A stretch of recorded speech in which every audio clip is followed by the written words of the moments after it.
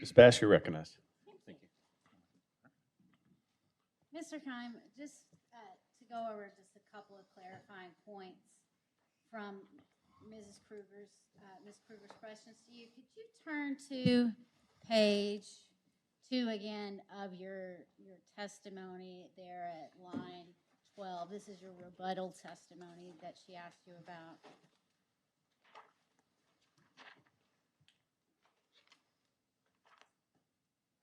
Yes. Can you read the question on line 12? Mr. Board takes issue with the support provided in the annual system integrity rider filings for the capital investment included in those filings. Does he have a correct and complete understanding of the documentation provided? And what was your answer? No. Did you say that he did not review the documentation provided? I did not. So just so I'm clear, you just said he didn't completely understand that documentation, correct? That's correct. All right, we're going to go through a little bit of that documentation. The exhibit, Chad's exhibit, CAK1 is a giant spreadsheet, and when printed out on paper, you can't read it. So I'm going to have our assistant put it on the screen so that everybody can see it, including the witness, because the print is too tiny. He's trying to get your attention, Jim.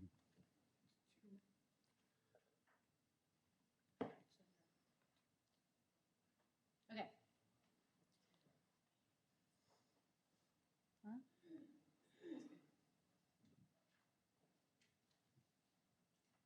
What do you mean? Okay. Can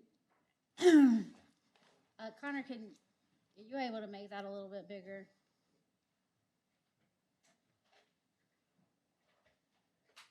Okay, do you recognize this, Mr. Keim? Yes. And so you see the index numbers over on the left-hand side. Correct. And then it has a CB number and a category. What does that category say? System integrity. Okay. And this is the beginning of the system integrity section of this exhibit that was provided with your testimony. Correct.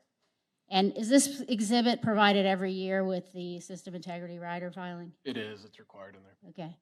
And so there's a project description. And can you tell me what that project description tells us? So that's saying essentially what it's focusing on or what its intention is and the general location. So in this case, the southern region. Okay, and then project type tells us that it's a functional project. Correct. And can you tell us what a functional project is? So a functional is general work such as leak repairs, very small main extensions, things of that nature that essentially are for the purpose of relocating pipe or repairing a leak, something of that nature. All of that is extremely large to have an individual CB for, so that gets looped into that bucket. Okay, and so this right here under project justification, what is that telling us? So this is telling you that the funding of the purpose of the funding for the project, and then the location of that. So in the non-functional projects, it would say something along the lines of it's funding specifically for the integrity hazards that have been identified for a specific area. And that project justification is by geographic area? It is. And are those geographic areas the areas to which Mr. Knight's referred that are broken into grids and ranked in our distribution integrity management?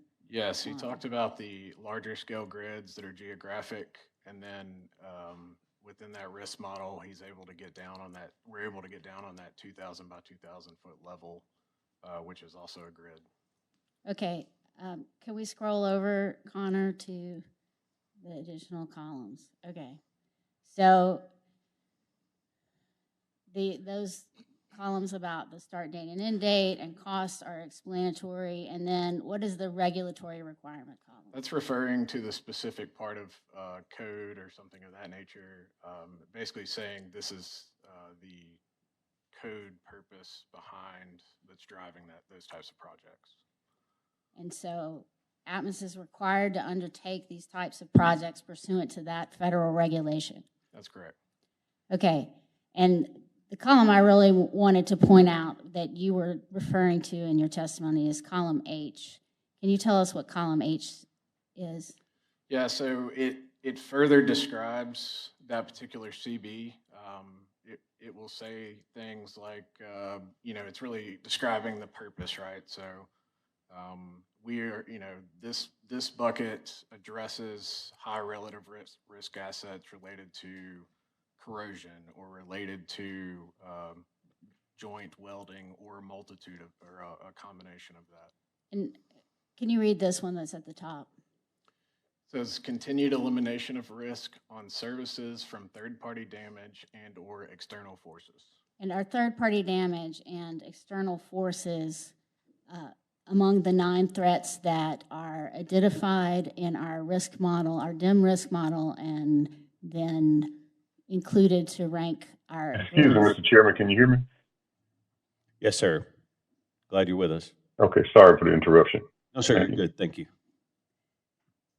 So are those among the 9 threats that we are modeling in our risk model? They are. So does this mean that we are addressing the grids included in this geographic area that were ranked at the top to address those threats of the 9 threats? That's correct. We take a look at the grids, the highest risk grids, rank those, and then create this bucket essentially to be able to address those and create the projects that we submitted prior to make up this bucket. So what is ranked are the grids themselves based on highest to lowest relative risk, right? That's correct. So, the grids themselves may contain 10, 15 miles of pipe, which is not, it's too large to say this is one project. So that one crew may take, if it's extremely large, it may take a year or, 6 months or a year, right? So we break each project down into individual phases, all of which are associated with that particular risk grid. And are you required to select accelerated actions, including pipe replacement, to mitigate those risks in those high relative risk grids? We are. That's a part of the integrity management process. So your team puts together a recommendation of a combination of accelerated actions to address that risk as required. That's correct. Once we review Mr. Knight's data, that modeling is reviewed by both engineering and our field operations folks to ensure that data is telling us the right information and that we're prioritizing the correct pipe. And do you try to predict how much of the budget needed for that area to address those risks is going to be on leak repair and how much will be for pipe replacement? We do trend the functionals for leak repairs and those types of things. We never know coming into the next survey cycle truly how many leaks we will find. That's a variable bucket, but we never know how many leaks we'll find within a given year. That's a variable bucket. So we have to manage that first, and then the remainder is what's really left for proactive pipe replacement to eliminate those leaks and that cost before they develop. So given that flexibility, do you need the entire budget that you have designed for that specific particular geographic area to adequately address the risks per our DIM plan each year? Yes, the reactive aspect of that is required. We have to fix our leaks, and we want to fix our leaks. The proactive piece, technically we could not go do those, right? But what that really means is we're going to spend more dollars. That reactive bucket's going to go up because we're going to have leaks on this pipe. It's going to continue to age. and we're going to have to address those on that reactive bucket regardless. So it may not take place in the first year, but it will eventually build up to a higher expense. And so if you don't undertake the proactive replacement projects, you're going to have to take some other accelerated action that is going to drive costs for customers. That's correct. We would leak survey that more often. We would have additional cathodic protection checks, things of that nature to try to monitor the system, but there's nothing done other than a reactionary response to a leak that's developed from it. Okay. Thank you. So if an order in this docket were to limit the spending that we could recover through our annual filings, would you still have to address those risks on the system? Yes, we would, in some form or fashion. Okay. Can you scroll down a little, Connor, just so we can see some other examples? No, not back. Scroll down. We want to see column H so we can see, keep going. Okay, this one, 42. Can you read what's in column H on 42? Continued elimination of highest risk assets and reduces the threat of failure from corrosion, materials, welds, or joints. Does that include the legacy joining methods that you discussed earlier? That particular bucket actually does not, but if you scroll down, there should be one that is related to equipment failure, and the threats can get a little confusing, but the ones related to equipment failure specifically address the. Can you scroll? Right. Well, I don't want to. Somewhere in there it says there it is. We don't have to find Continued it, mitigation threat, equipment yeah. failure, and incorrect operations. Incorrect operations. And that incorrect operations, what does that refer to? That is, if somebody performed a current task, it would be in there. But really what that is, it's 50 years ago when we first got plastics, we were still learning a lot. And they didn't have certain mechanisms where people would over tighten a cap. And over time, that cap would end up, being cut or leak or that kind of thing. So really the majority of that bucket each year is just plastic caps from, legacy plastic that is over 50 years old. Okay, and those joining methods, you attached some photographs to your rebuttal testimony to show the joining methods that are indicated in these threats, right? That's correct. And do you have those pieces of pipe here in the courtroom? I do. Can you show us an example of the dresser couplings or legacy joining methods that are the primary focus of these capital dollars?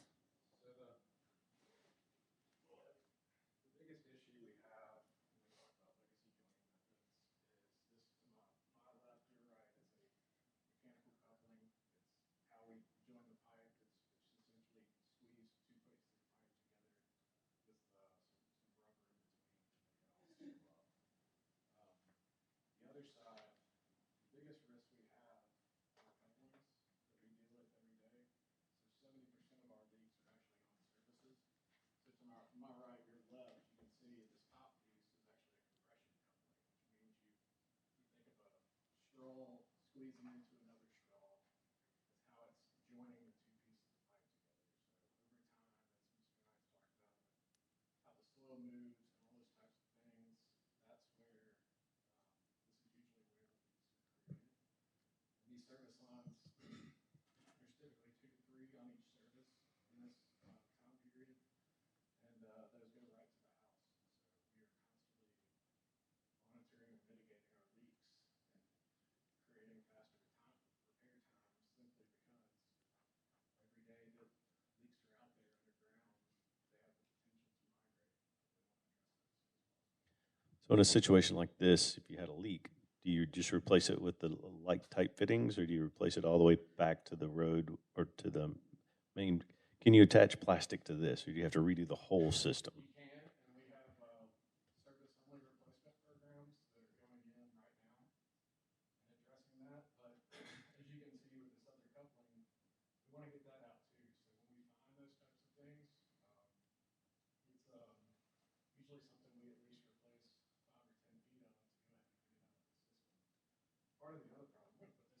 But can you replace it with plastic, or do you have to go back to them with the metal? I can replace this with plastic and run wire, essentially. Okay. Don't you have a, well, I'll let you finish. Well, I'm sorry, but real quick, so we can replace the service, but when you go to kill out the service, you're not dealing, you don't want to deal with hot gas, so there's nothing in here that keeps you, that lets you remove this. This is another coupling here, so it doesn't let you remove that. So if we don't remove it, it's going to leak. So we end up having to scalpel the main on each side, kill it or de-energize this pipe, come in the cap, and then re-energize the pipe if we do that. So eventually, we don't know where all these other mechanical couplings are.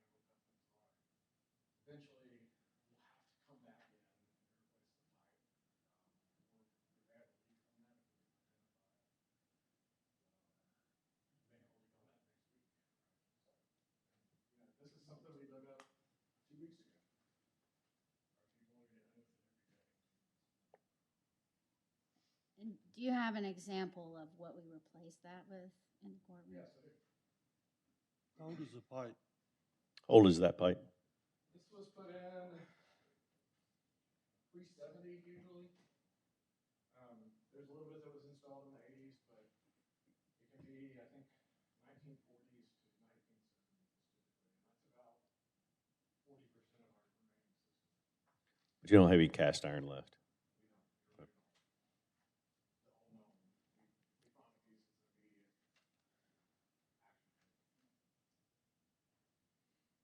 whole no. We found the pieces immediate action. Should have gone to the gym for this. So these are the new pipes that we installed. This is the high density plastic.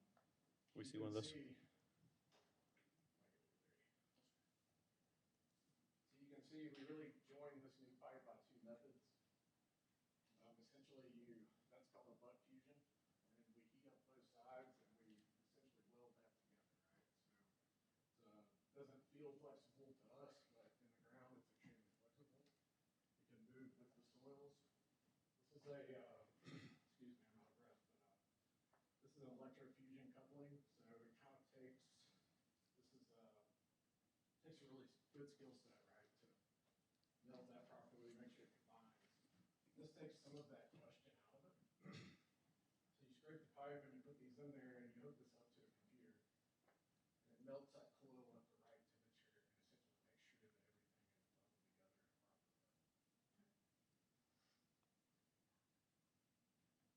in a proper way. Any other questions from the commission? How do you connect that to the metal? So there's a metal tap tee. It's called a transition fitting that manufacturers make that essentially it transitions from that metal to, but it's all kind of one continuous piece. Okay, just one final question, Mr. Kyman. I'll let you catch your breath from holding that pipe for so Did long. not work out. So you couldn't tell. You did a little bit just then, huh? Yeah, I did. So those couplings that you just pointed out, those are among our highest relative risk assets. They are our highest relative risk assets because of their likelihood of failure. The soil moves, it dries, it wets, all those types of things. It's going to leak, just like a paper clip going back and forth and back and forth. It's eventually going to leak. The other part of that is the proximity to homes. And so because it's leaking on a service line mostly, then that is really what is the difference between a hazardous leak and a non-hazardous leak is the migration pattern and the proximity to life and property. So these are our biggest risk on our system. And this is what primarily the majority of our integrity proactive budget goes towards replacing. And whether or not you are proactively replacing that pipe, do you need the budget that you proposed to management and that was approved in order to address that risk with some kind of action? Yes, it will leak. And we are We can run every statistical model in the world to help us predict and trend and do all these extra steps, but we've got to get it out of the ground. And every project that we do now is exponentially cheaper than what we do in the future. No further questions. Thank you. Commissioner? Okay. Thank you, Mr. Combs. You may step down. Mr. Chairman, we call Chris McLaurin to the stand.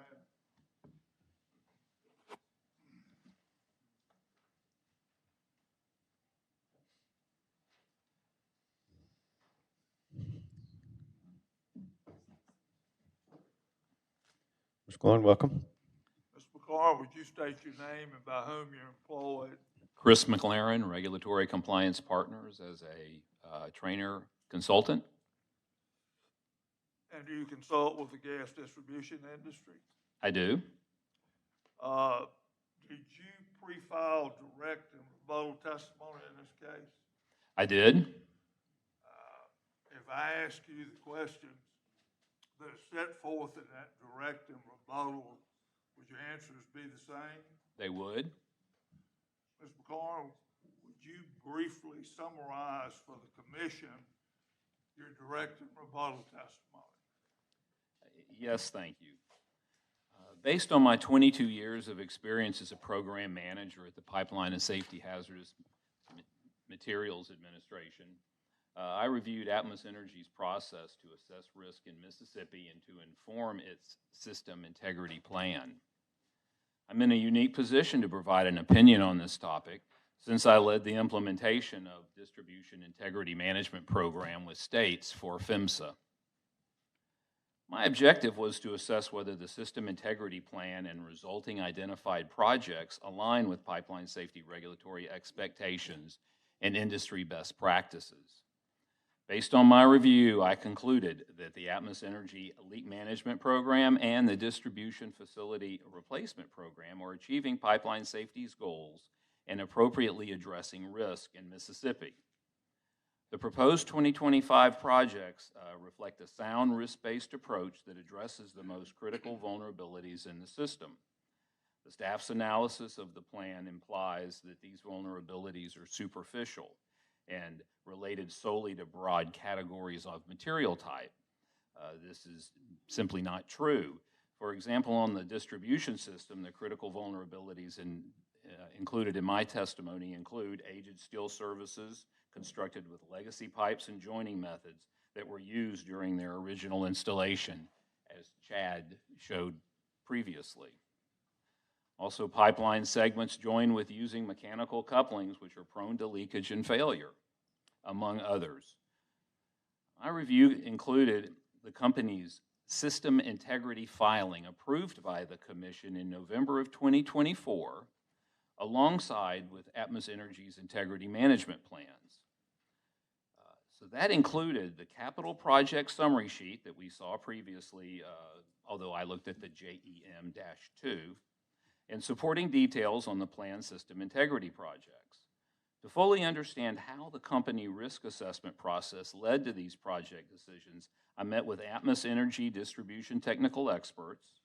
We reviewed the inputs and outputs of the risk model and the geospatial mapping of those assets in the Mississippi system.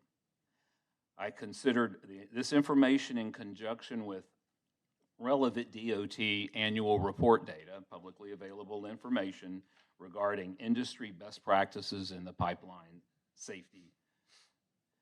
I encourage the Commission to use the expertise of its Pipeline Safety Division to conduct a similar review to the one that I performed.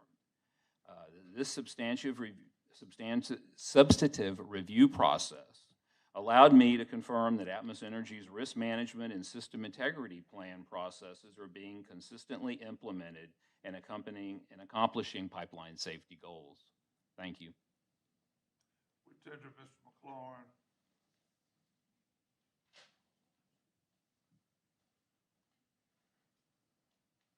We have no questions for this witness. Okay.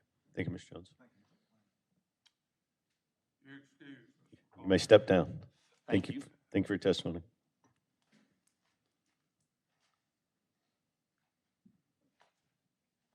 Call your next witness. We call Mr. William Matthews.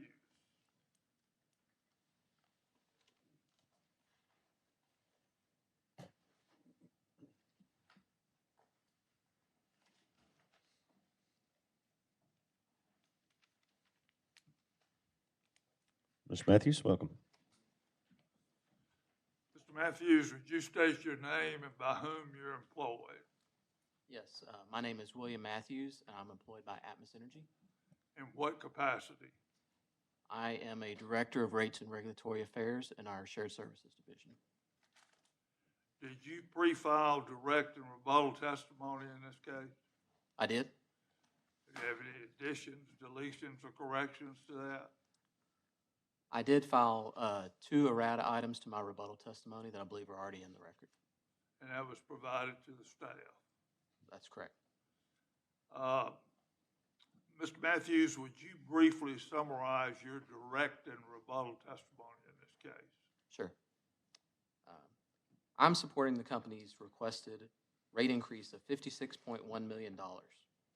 This amount represents an approximate $1.5 million reduction from the revenue increase requested in the company's original filing. I also support the underlying revenue requirement model used to determine this amount. This model has been organized and presented in a way that is similar to the stable rate adjustment filing the company makes annually.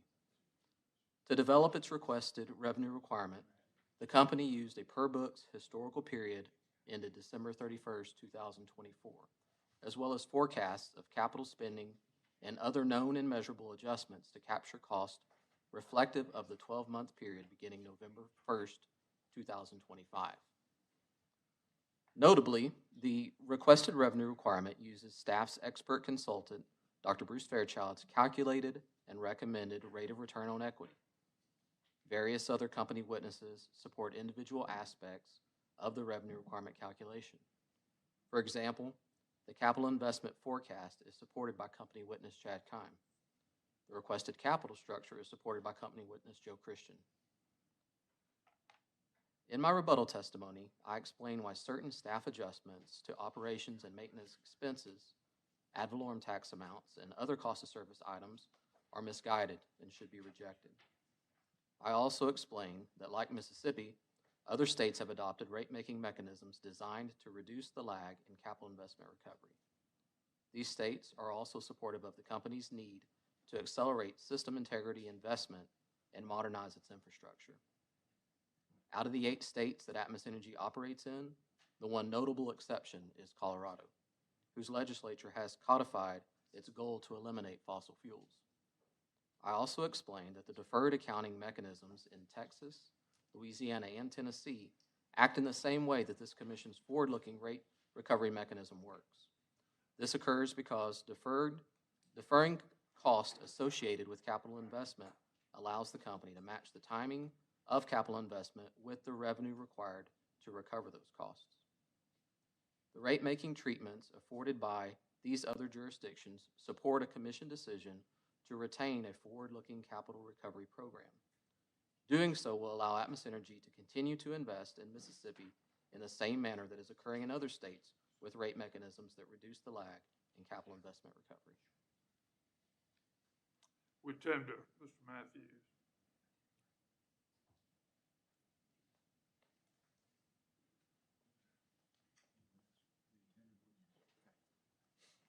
Mr. Jones, you're recognized. Yes. Good afternoon, Mr. Matthews. Good afternoon. Timothy Jones, Public Utility Staff. And I've got a few questions for you regarding your testimony in this case. You agree that the Commission ordered a rate case in this matter, is that correct? That is correct. Okay. And you agree the rate case set out to establish base rates based on normalized operations of the utility, correct? I agree that typically a rate case should set normalized, stabilized rates if those rates are intended to be in place for a long period of time. Oh, for a long period of time? Okay. Yeah. All righty. You called in your testimony the Jackson incident unique, is that correct? I believe that I said that the Jackson incident itself was unique, but the costs that were incurred associated with it were not. Okay. And would you agree that a unique catastrophe is not a recurring or ongoing operation expense? I would. You would? Okay.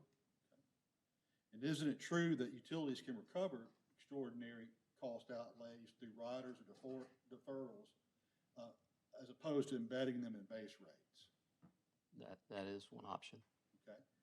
Has the NTSB investigation on the incident here in Hines County and Jackson, has that been concluded?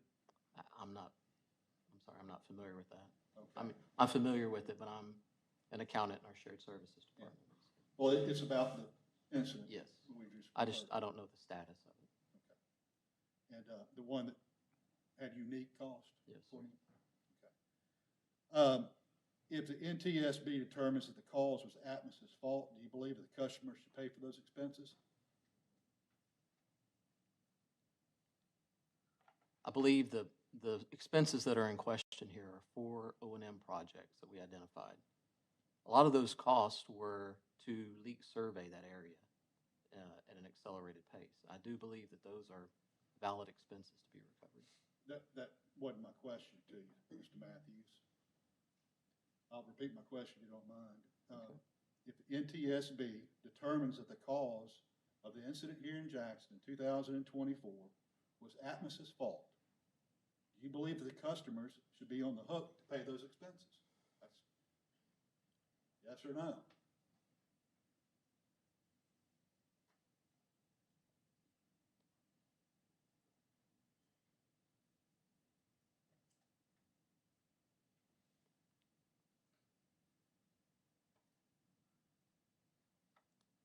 I don't know. I don't know that I've addressed that sort of expense in a rate case before. Well, I didn't ask if you did Yeah. before. I'm asking you the question right now about these expenses. And I'm not trying to be ugly. I'm just trying to get you to give me an answer, either yes or no, is whether the expenses incurred due to the explosion, the tragic event here in Jackson in 2024. It's determined by the NTSB that the cause of that explosion was Atmos's fault. Whether or not the ratepayers here at Jackson or in Mississippi statewide should be on the hook to pay those costs. I know that Atmos has always been willing to negotiate. We've settled our filings every year with the staff. So you're not going to answer my question. And if you're not going to answer, just tell me now and move on. I don't know that my opinion on that would make a difference. Well, they'll decide whether your opinion makes a difference, not you. I'm I'm going asking a question. to object to this. You know, this investigation could come down in a lot of different ways, with a lot of different factors involving a lot of different people. I'm not sure that the accountant is qualified to render an opinion on what you're asking. That's what I said. If You're- you don't want to answer, don't answer. Just tell me. Mr. Smith, your objection is noted and for the record. However, the objection is overruled. If the witness will answer the question best to your ability.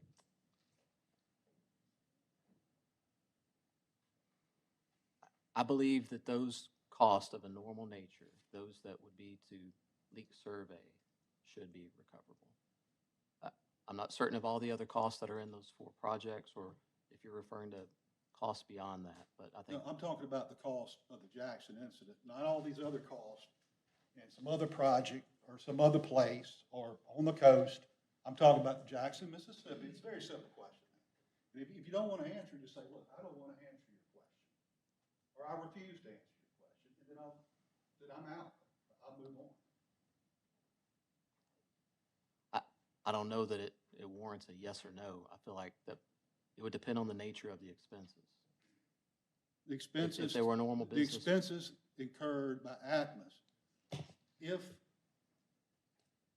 the NTSB were to say the explosion was Atmos's fault, whether or not your opinion as an accountant who defines, you're providing testimony in a rate case, all right, you're qualified, smart, got all the education, been there for years, I get that, and I respect you.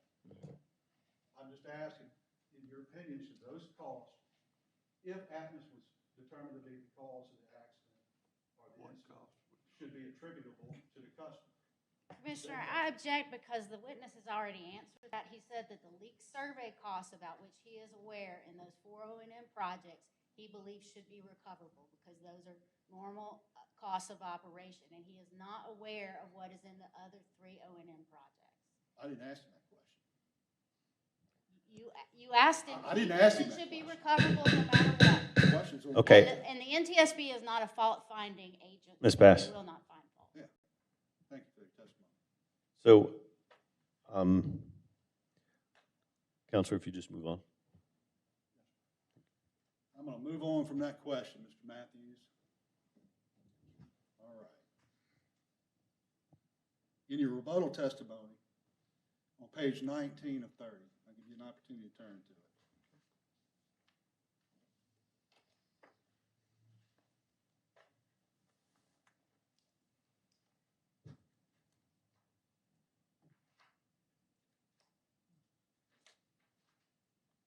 Okay, I'm there. Okay. You state that the company will have no opportunity to recover cost, but just because an extraordinary cost is not included in base rates does not prevent Atmos from filing for a regulatory asset or recovery rider. Is that correct? That is correct. I believe this was in response to the request by a staff witness to disallow those costs. That's right. And it's recoverable, is it not? Or could be included in race base, does not prevent Atmos from filing for a regulatory asset or recovery rider. Is that correct? That would be correct. So they can recover costs absent by another method. Correct. All right. In your rebuttal testimony also on page 19 of 30, you state, however, while the incident itself may, and we're talking about Jackson again, may be unique, this does not mean that similar expenses will not be incurred in the future. Consequently, it is not reasonable to conclude that these expenses are non-recurring. This goes back to your classification of those expenses from the Jackson incident can be classified as recurring. In staff's position, that doesn't make sense. How do you respond to that? I believe what I'm referring to there is the normal business costs, like leak survey costs. Okay.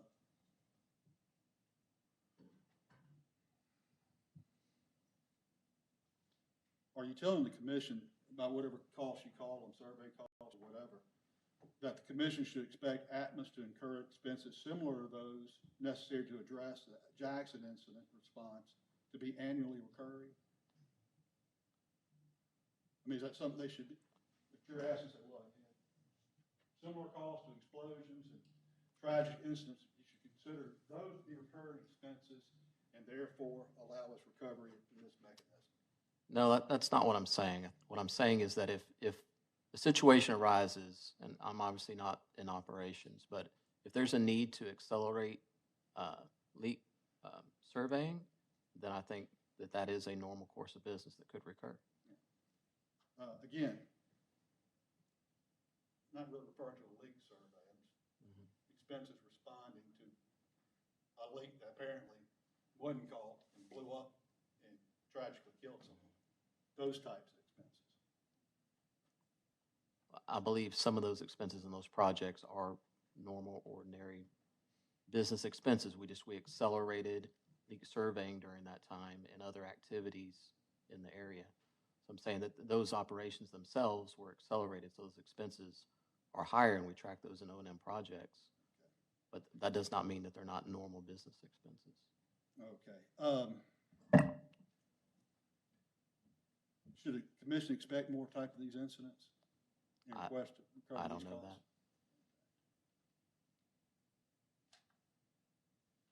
Let's talk about account 9230, legal settlement cost. Do you agree that the account 9230 expenses fluctuate significantly year to year? I believe you're referring to the bottom of page 19 in my rebuttal. Yes. There was a data request that was asked, and a 5-year history was looked at on this account. And I believe a sub-account of 9230 is legal expenses. Okay. And that account did fluctuate over the 5-year period. Okay.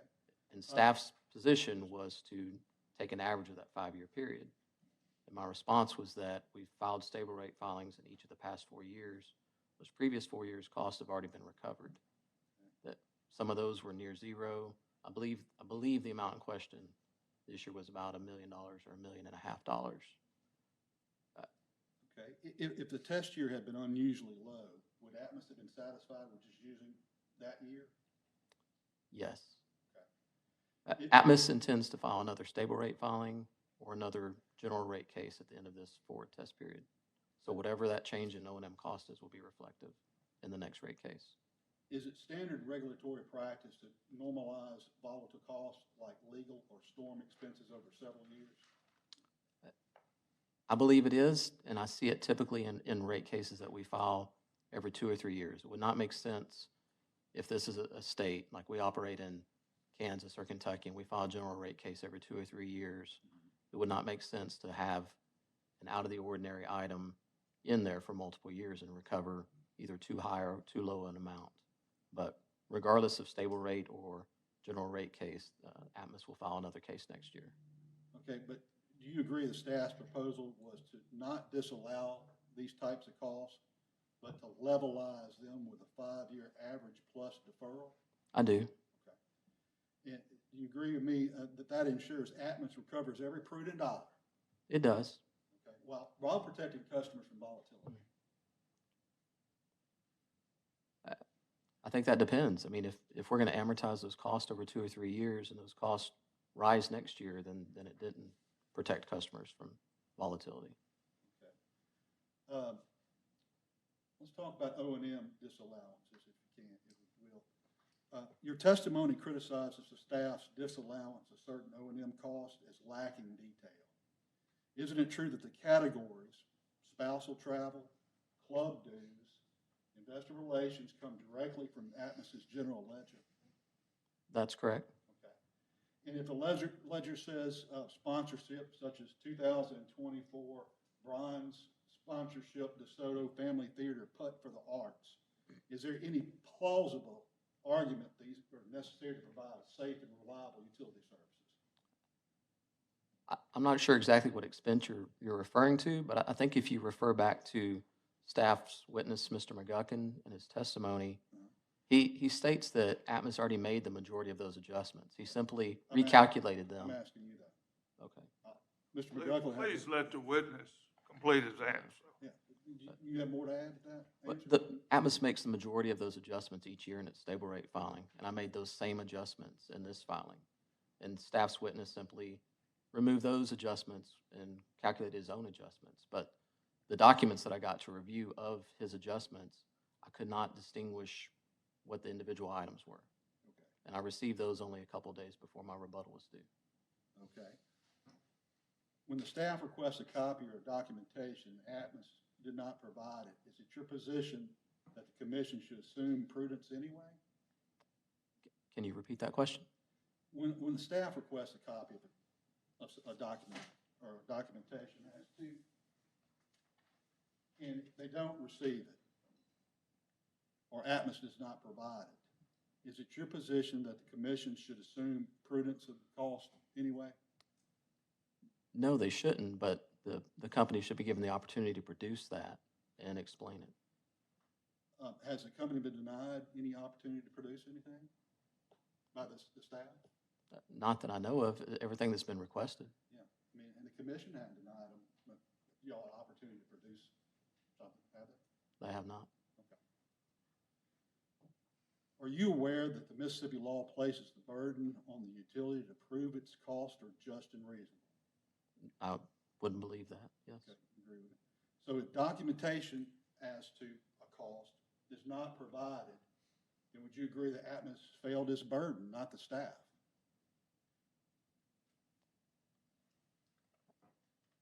I would agree with that. What you're referring to are the O&M expense adjustments that staff recommends. And that's a process that we go through with staff every year. It's referred to in Mr. McGuckin's testimony. But that's typically a back and forth process. We provide a lot of account detail. Staff reviews it. They send it back to the company with questions, and we respond to those. We provide additional documentation or additional explanation that you can't typically get from a one line in a journal transaction. Sure, I understand that. Thank you. I agree. But if the documentation is not provided, would you agree to me that Atmos failed in its burden, not the staff, I would agree. to prove that costs are just and reasonable? I would agree. Let's, if we can, Mr. Matthews, talk just briefly about labor adjustments. My question is the October 2024 raise occurred during the test year it was booked, correct? That is correct. Okay. And the October 2025 raise, however, has not yet occurred. Not until tomorrow. Okay, tomorrow. That raise is based on Atmos's management budget, not an incurred obligation. Is that correct? It's not an obligation. Okay. Right. So your answer to that question, you agree with it? That the management, that the raise is based on Atmos's management budget, not an incurred obligation. Could you explain to me what you mean by the management budget? I really don't know how to explain it any more than that, sir. Yeah, I don't believe that the raises are an obligation, but they are budgeted, they are in the system, and they will start tomorrow. Okay. Budget approvals can be delayed or scaled back or rescinded, can they not? They can. Okay. Are you aware that both Atmos and the staff have recommended the continuation of an SRA in this case? That they have recommended? Yes, but you all and the staff has recommended the continuation of an SRA in this case. Yes, I agree with that. Okay. And the SRA mechanism updates rates annually, is that correct? That is correct. And that means if the October 2025 raise is actually incurred, it will be reflected in the next SRA filing. Is that a correct assessment? It will be. Okay. All right. As to advertising and travel, you've testified that Atmos voluntarily removed political and promotional ads. And that shows that the utility itself agrees the burden's on them to screen out non-recoverables, correct? That's correct. Okay. Rule 20.103 says certain ads may be recoverable, though, such as safety, conservation, and regulatory. But the company bears the burden of proof to establish an ad meets that criteria, does it not? That's not how my testimony reads. Sir? That's not how my testimony reads. Okay. I'm Excuse asking me a just a second. question. Are you asking about a particular commission rule? Yes, sir. I'm asking about, Can you yes, put the commission rule rules. in front of him? yes, sir, 20.103.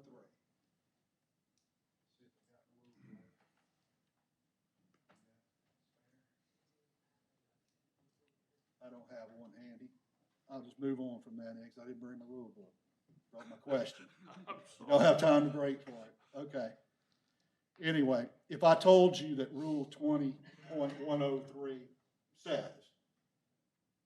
that certain ads may be recoverable, safety, conservation, and regulatory calls for those types of ads,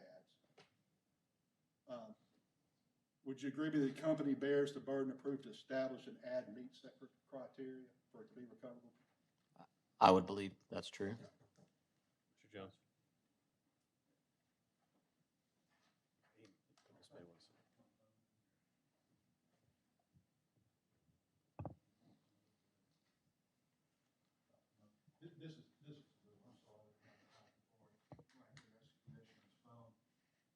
Feel free to read it real quick, and if anything from my last question and your answer changes based upon your reading of the rule right there, just let me know and tell me how it's changed. If you get a text from a wife, just be nice. I can't believe you can read this. Yeah, it's tough. It's hard for me too. Always yes, dear.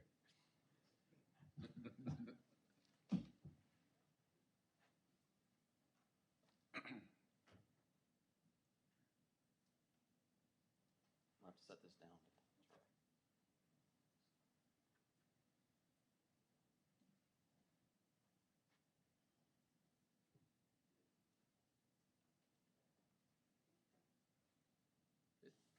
it section 103, associated cost? Yes, sir. Rule 20.103, which would be section 103. You can read it out loud if you want to. Ad cost. Okay.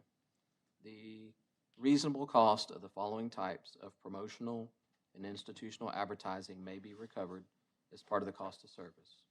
1, advertising to acquaint the public with new services and advertising designed to assist customers in making efficient and economical use of existing services. Number 2, advertising intended to promote conservation of energy. Number 3, advertising required by law of regulation. Number 4, advertising regarding service interruptions, safety measures, and emergency conditions. Number 5, advertising concerning employment opportunities with such utility.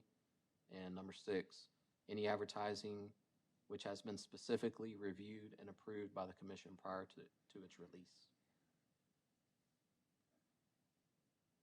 Is that the Yes, sir. full? Yeah, that is the rule. I appreciate it. Your eyesight's better than you think it is.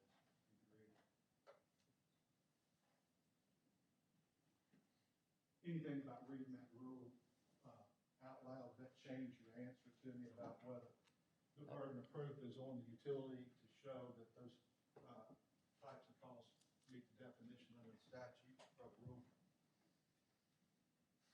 Could you repeat the question? Sorry. Yeah. Anything about your reading of Rule 20.13 that says certain ads may be recoverable, i.e. safety, conservation, regulatory type things, that the company bears the burden to establish the proof that the ads meet that criteria? I believe it'd be reasonable that the company would have to prove that. If Atmos provided no ad copy, a copy of the ad, for instance, how can the commission determine whether an ad was about safety, one of those permissible recovery categories, versus sponsoring a golf tournament? I mean, they'd have to have something to base it on, right? I would believe so. That determination, okay? And without a copy of the ad, they can't make that determination. Is that correct? It's not a trick question. It seems logical, yes. Right. And without that, they can't determine whether a cost is prudently incurred. You agree? I'd agree. Okay. And would you also agree with me, and I know you're an accountant, but you're in this, that the Mississippi Supreme Court says the burden rests upon the utility for proof, a burden of proof of rate recovery is on the utility and not the staff. I would believe that. Okay. Okay. Mr. Matthews, you're critical of Mr. Berg, one of the staff's experts, his discussion of commission action in other states that Atmos operates in. Is that correct? I'd say I clarified and updated some of his positions. Okay. And did you think he didn't have a fair understanding of the issues, or he was just flat out wrong, or you just... No, I just felt like it wasn't a full picture, and in some cases was not updated. Okay. In response, you state on page 6 of your rebuttal testimony, you've got that, and I believe the commission does too. Mr. Smith, y'all got that? We did. Okay. On page 6 of your rebuttal testimony, you state that with the exception of Colorado, the jurisdictions in which Atmos Energy operates support Atmos Energy's capital additions, in particular, integrity capital additions, correct? Correct. Okay. And you distinguish Colorado because it recently ordered that the Atmos SIP plan there in that state should be discontinued, correct? Our system integrity rider plan? Yes, sir. Yes. Okay.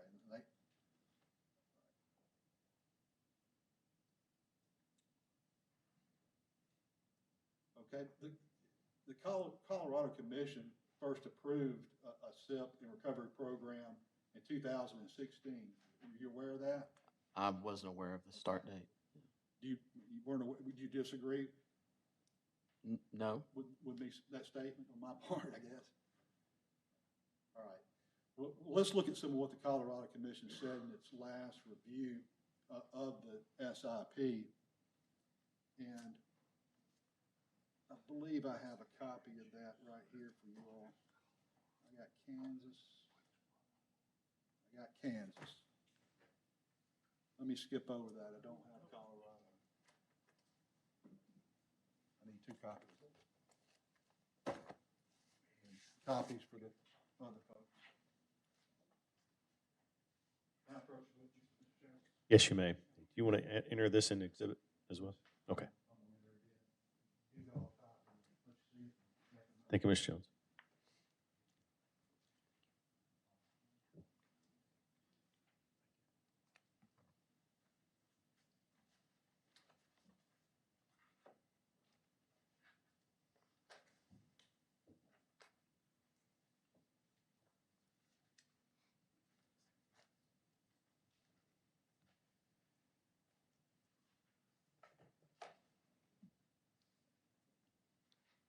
You may proceed. Mr. Matthews, you get a chance to look at what I handed you. It's a decision number C-23-0293 from the Public Utilities Commission of the State of Colorado for proceeding number 22AL-0348G. A lot of other descriptives of that. And at this time, Mr. Commissioner, I'd like to have this identified as and entered as the next exhibit on behalf of the staff. I forgot where we are, Madam. 6. 6, as number 6. Madam Clerk, if you'll enter this in as item number 6. We have no objection. You may proceed. All right. If you will, Mr. Matthews, will you go to page 26 of that order? And I'm going to try and direct you right where we need to go. All right. And you'll see in your copy, in the commission, Atmos Council, that under D, finding and conclusion, we've highlighted a bit. Could you read that for us, please? Sure. Paragraph D, findings and conclusion, number 25. Yes, sir, that highlighted portion of that paragraph. We find that it's appropriate to begin winding down the SSIR and support the recommended decision's extension of the SSIR for 2 years. This limited extension will provide discipline for the company as it addresses system safety and integrity projects, ensuring that ratepayers' dollars are used efficiently and effectively. We anticipate that Atmos will prioritize its highest risk pipeline replacement projects over the next 2 years, but we further agree with UCA that the recommended decision not to order that this be accomplished does not order that this be accomplished. We therefore reject Atmos's exception on this issue. Okay, and thank you for that. So to be clear, the Colorado Commission, they had an issue with Atmos's SSIR, and they ordered it to begin winding it down. Is that correct? I see that they are winding it down. Did they say that they took issue with it? Okay. And they extended it so that we'll find it appropriate to begin winding it down. And that the extension, but they were going to keep it on for 2 more years. Is that correct? That's what it says. And the purpose of that extension to the Colorado Commission was this extension would provide discipline for the company, meaning Atmos, as it addresses safety and integrity projects in ensuring that ratepayers' dollars are used efficiently and effectively. You agree that's what it says? That's what it says. Okay. Thank you, sir. You set that one down, if you will. Now, on page 6 of your rebuttal testimony, you talk about, you say 2 jurisdictions, Kentucky and Kansas. So 2 others, we're looking at Kentucky and Kansas, just looking at Colorado, have recently approved enhanced recovery system integrity investments by extending and expanding the annual recovery of these costs outside of a general rate case, recognizing the important role timely investment recovery plays in Atmos Energy's ability to proactively respond to infrastructure demands and have changed their regulator approaches to be respective of this need. Is that what you said in your rebuttal testimony? That's correct. Okay. All right, let's see what the commission in Kentucky said. And I've got two copies of Kentucky, and, well, I've got one copy of Kentucky. I need one more copy of Kentucky. Unless I just come in.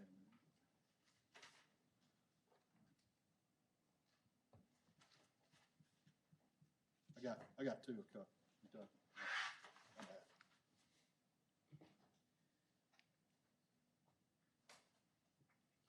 Can I approach it? Yes, sir. You may approach. Mr. Matthews. Let you take a look at it. In the first page of it, you all, Council for Atmos, this is handed a copy of the Commonwealth of Kentucky's Public Service Commission order in case number 24, 00276, which was an application of Atmos for adjustment of rates, approval of tariff revisions and other general release. This order entered that case, dated.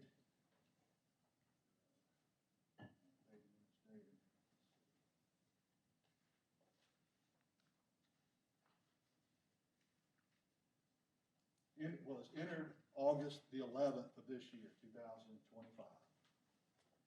And at this time, if I could, unless there's an objection, move a copy of this order into the evidence, staff's exhibit number 7. Thank you, ma'am.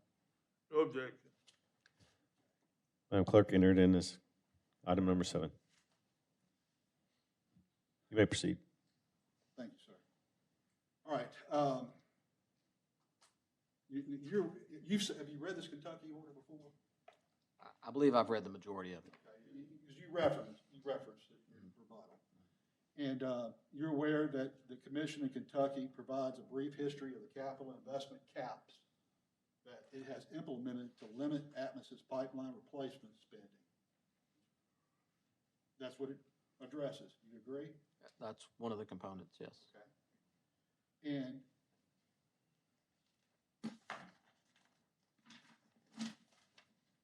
now, if you can, turn to page 55 of that order. And again, just like the last one, from Colorado, you will see a part of that.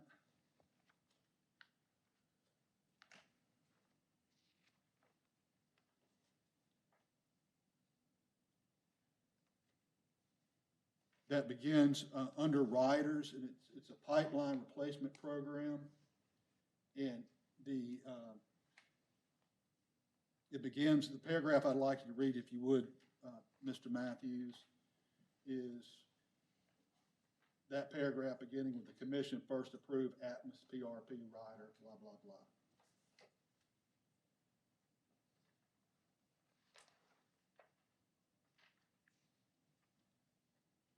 The Commission first approved Atmos's PRP rider in case number 2009-00354, allowing Atmos to receive accelerated recovery of costs associated with the replacement of bare steel pipeline, which presented a safety risk over a period of 15 years at an estimated cost of $124 million. However, due to greater than anticipated costs for the replacement of bare steel pipelines initially approved to be included in the PRP, the Commission determined in case number 2017-00349 that greater scrutiny of the PRP was necessary, and therefore, among other things, placed a $28 million per year cap on capital spending for projects that could be included in the PRP, with the intent of shielding ratepayers from potentially unreasonable PRP costs. Okay. So, based on that, would you agree that it says that Kentucky placed a per year cap on capital spending for the pipeline replacement program that Atmos had up there in Kentucky? At least on our recovery of that spending. Okay. And, okay, now could you please read, for the record, the following passage that's on page 56? And it should be highlighted too on yours. If it's not highlighted, it begins in response to the $28 million cap on PRP spending. And if you'd read that down to where the paragraph ends with a little notation or footnote 229, you see that? I see that. Okay, if you'd read that for me and for the commission. In response to the $28 million cap on PRP spending, among other things, Atmos filed a forecasted rate case in case number 2018-00281, in which the commission found that Atmos had simply shifted the capital it expected to spend on bare steel replacements in the PRP to other capital projects and base rates, which the commission referred to as non-PRP projects. The commission at that time was concerned with the pace of Atmos's capital spending and the need for the non-PRP projects, which Atmos asserted were necessary to address safety concerns. Given that Atmos shifted capital expenditures to the non-PRP projects and effectively doubles spending on those projects, largely because of the limit imposed on the PRP spending. Well, let me see if I can grasp exactly what they're saying here. That the commission was concerned about Atmos's capital spending and the pace of that capital spending.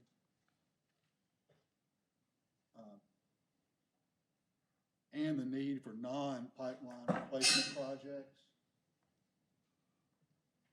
which Atmos asserted were necessary to address safety concerns. Just like these types of pipes over here displayed to the commissioners, those types of safety concerns. And that Atmos shifted capital expenditures to non-PRP projects and effectively doubled spending on those projects, largely because of the limit that the commission had put on the PRP spending. Would you agree that's what it says? That is what it says. Okay. All right, that's what it says. All right, now, if we can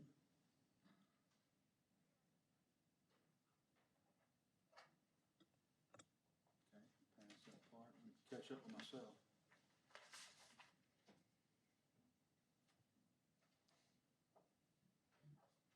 Now, if you will, let's move on to page 57.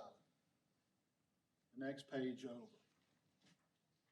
And if you would read for the record the passage that begins with, it's at the top of the page, in case number 2021-00214. You see that? I do. And if you would read that passage down there where it ends with a little footnote number 232. Okay. In case number 2021-00214, Atmos was permitted to include outlay projects in the PRP on a case-by-case basis. In case number 2023-00231, the Commission increased the $28 million cap on PRP projects to $30 million, but excluded specific outlay projects that Atmos sought to include in that case. In denying the inclusion of the outlay projects at issue in that case, the Commission explained that Atmos did not indicate that the projects proposed herein ranked the highest on its DIMP or explained why they should be prioritized over specific projects that rank higher, including why the projects should be prioritized over higher ranking bare steel projects in this and subsequent years. Okay. All righty. Thank you, sir. So, would you agree that this order that you've been reading from to the Commission by the Kentucky Commission discusses that in the 2023 rate case, Atmos made a request for rate recovery related to certain type of pipe replacement, Aladil A pipe. Would you agree that's what it was about?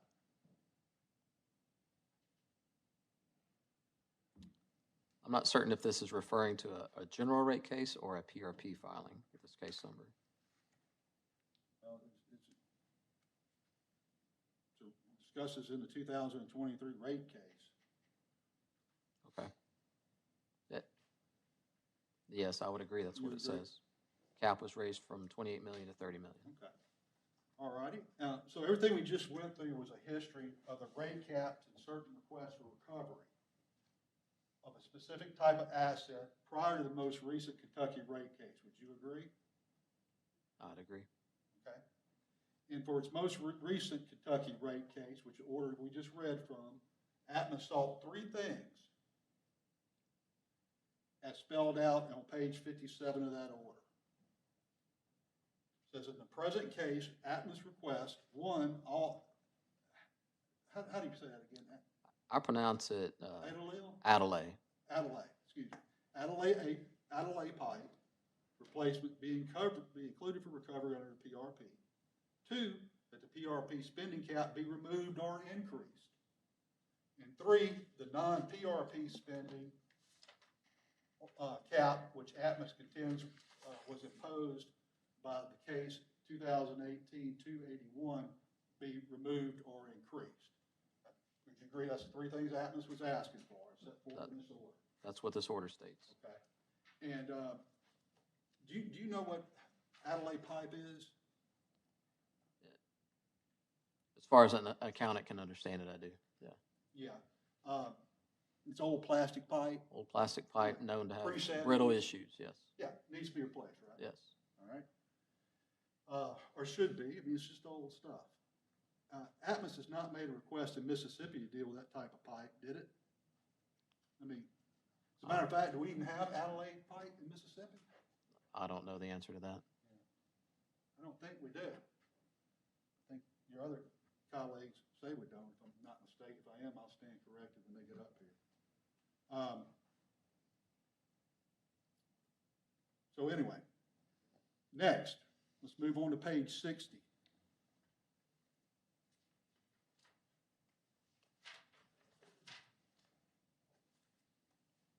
And if you will, look down in the middle of the page and it says, with respect to Atmos request to increase caps, PRP caps. See that? I do. If you will, I just want to focus on this one sentence first. But go ahead, if you will, and read that paragraph. Starting where? With respect to Atmos request. Okay. With respect to Atmos request to increase the annual PRP caps, the Commission finds that PRP spending caps remain necessary as a tool to prevent ratepayers from being subject to unlimited spending or from spending decisions that are not made on a deliberate, prioritized basis for reducing potentially dangerous pipe.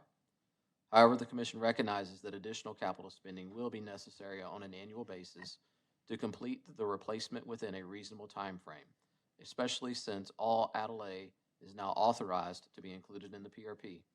The Commission therefore finds that the PRP cap should be increased to $40 million annually to keep up with cost increases and expedite safety measures. Okay. All right.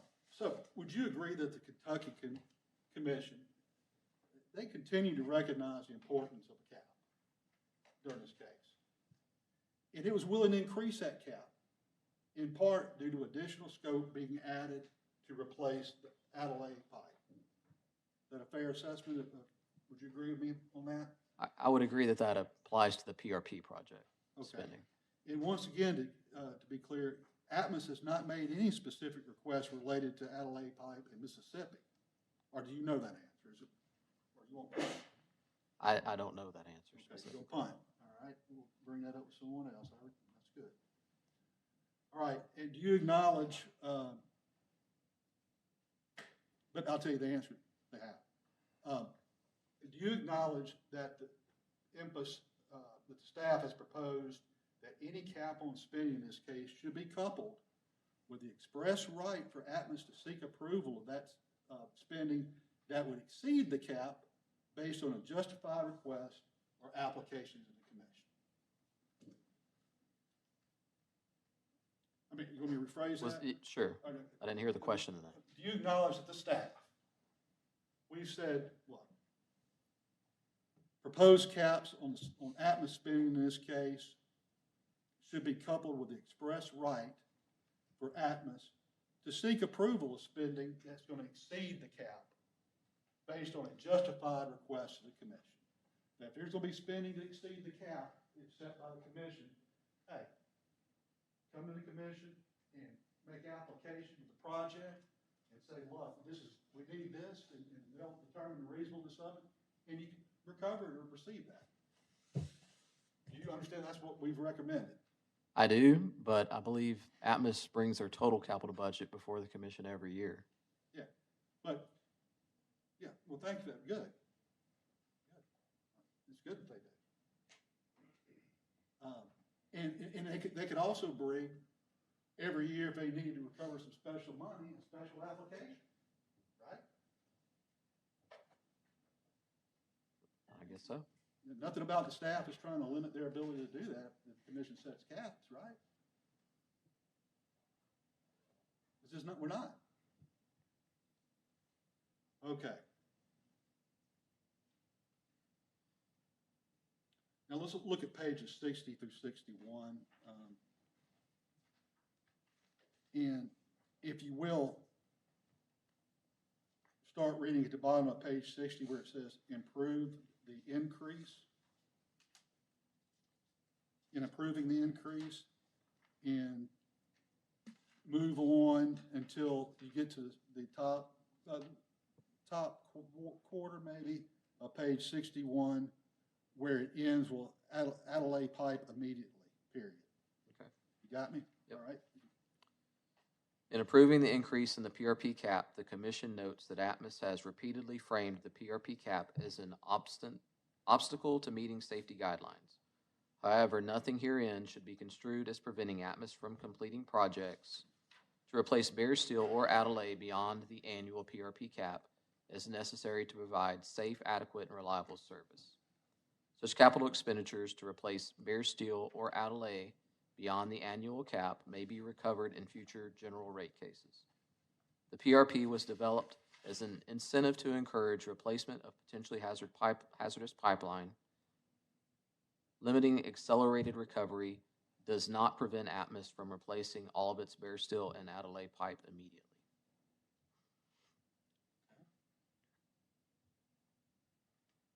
That says what it says, doesn't it? The commission says cap doesn't prevent Atmos from completing projects to replace hazardous pipe beyond that PRP cap. And they can recover it in future rate cases, correct? Correct. Right. So let's sum up the Kentucky order real quick and move on to Kansas. Kentucky's a state that you say is constructive with respect to Atmos system integrity planning, right? That's correct.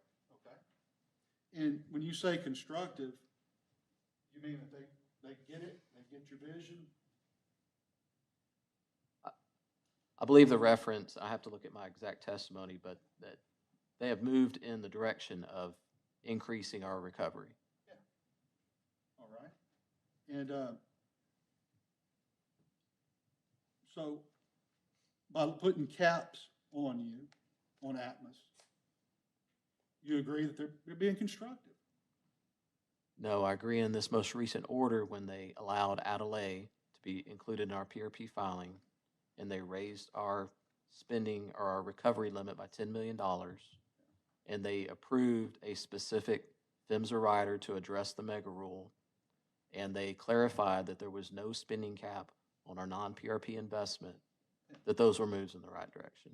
Okay. So all that to say then, are you saying, well, let me rethink whether they're constructive or not, and they're really more destructive by placing caps on us? No, this most recent order did not place any cap. It raised one cap that remained and clarified that there was no spending cap on non-PRP. Did the Kentucky Commission caution about conflating safety and capital recovery? I'm not sure of that. Okay. In the order, they do. But did the Kentucky Commission address a specifically articulated and supported request item from Atmos to increase the limit on spending to address a specific safety issue? They did, didn't they? Can you clarify that question? Well, they addressed a specifically articulated and supported request from Atmos to increase the limit on spending to address a specific safety issue, right? To address Adelaide Adelaide? Pipe. They did. Okay. And the commission approved that request, right? But they put some safeguards onto it. Is that also true? They put a limit on how much of it could be recovered through the PRP program. Okay. So safeguards. All right, good. Thank you. Now, I know this is tedious, but it's necessary. Kentucky, we are looking at Kansas. Now, let's move over to Kansas.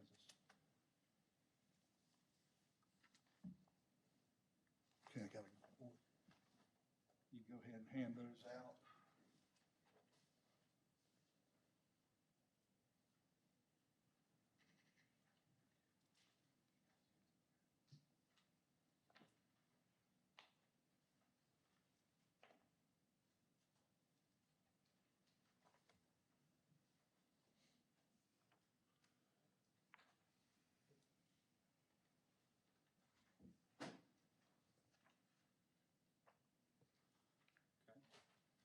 Now, what I want, there's two things. The first thing that I have, Commissioner and Mr. Matthews and Council. May approach. My hand you in order from the State Corporation Commission of State of Kansas. It's a matter of the application of Atmos for adjustment of its natural gas rates in Kansas. Docket number 19 ATMG 525-RTS. And to let you take a look at it. And I have a motion, if we could, at this time, there's no objection by council opposite, to move this order as the next staff exhibit in evidence number 8. Objection. Madam Clerk, add item number 8. May continue. And I got one other thing. Is to approach.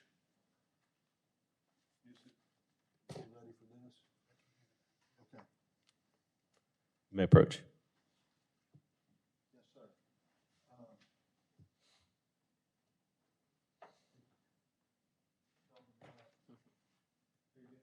What I handed to the witness commission, what's being distributed to you all, is the final order from the State Corporation Commission, the state of Kansas, which is equivalent of PFU. And in docket number 15-GIMG-343-GIG, it is in the matter of a general investigation regarding the acceleration of replacement of natural gas pipelines constructed of obsolete materials considered to be a safety risk. It's the final order. And if I could, if there's no objection from council opposite, on the commission, move this to the next staff exhibit in the evidence number 9. Objection. Hearing no objection, add exhibit number 9. Thank you. Mr. Jones, you may continue. Okay. Get to where I am. Okay. Let's look at another state. I believe you said that constructed, Kansas. All right. If you can briefly, take a look at page 18 of your testimony. That Kansas, or you state on page 18 of your testimony, that Kansas approved the renewal of the SIP tariff for another 7 years through 2032 with a total budget cap of $75 million over those 7 years, right? That's correct. Okay. Now, in the staff exhibit number 8, which is the order granting the joint motion that I handed to you. If you will, on this, take a look at page 4.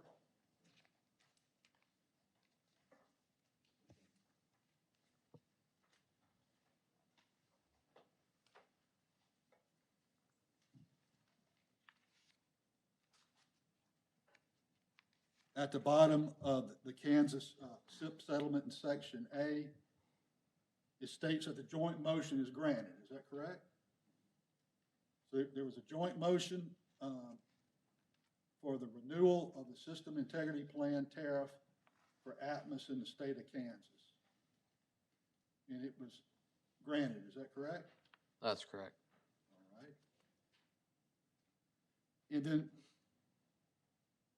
it also says, if you go back up to paragraph 10, or portion 10 on page 4, the commission approves a joint motion to renew and extends the SIP tariff to 2032. See that? I do. Okay. And if we look at paragraph 5, flipping back of that,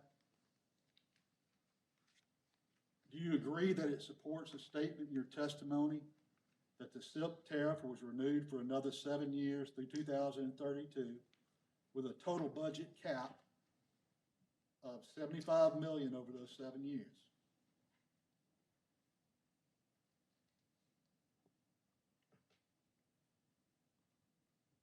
I do agree. Okay. The cap is on the recovery through the SIP mechanism, not on how much we can spend. They put a cap On the recovery Right. through this mechanism. Correct. on how much you can recover. Correct. That's a limit, is it not? Cap It is. It is. It's based on the budget for those 7 years that we submitted. That's right. But Atmos didn't put the cap on it, did they? We settled with staff after we showed them our It was budget for that agreed- period. It was agreed to do it. It was. Please let the witness complete. I think what he's saying to you is they gave us what we wanted, but let him answer the question. Yes. Yeah, Yep. we're in agreement. A joint settlement with staff on 7 years, $75 million, Okay. based on our budget for projects over that time. All righty. Now, let's turn to paragraph 7 of that decision.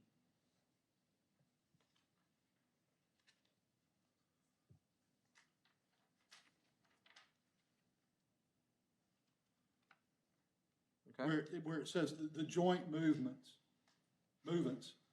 estimate that the incremental cap expenditures between 2026 and 2032 will average 10.71 million per year, with approximately a 53-cent increase in residential customer bills, correct? That's correct. So the Kansas Commission, in approving this 7-year extension, specifically noted that it would cause an annual average increase of 53 cents for residential customers' monthly bills. Is that correct? That's correct. Okay. Do you know what the approximate increase of monthly bills will result from the amount of capital spending that Atmos has suggested for its SIP, in this case, before this commission? I don't know how much of that increase specifically related to the capital spending. Okay. Who would know the answer to that question? I would have to go analyze that to give that answer. Okay. Would you agree that it's over 53 cents?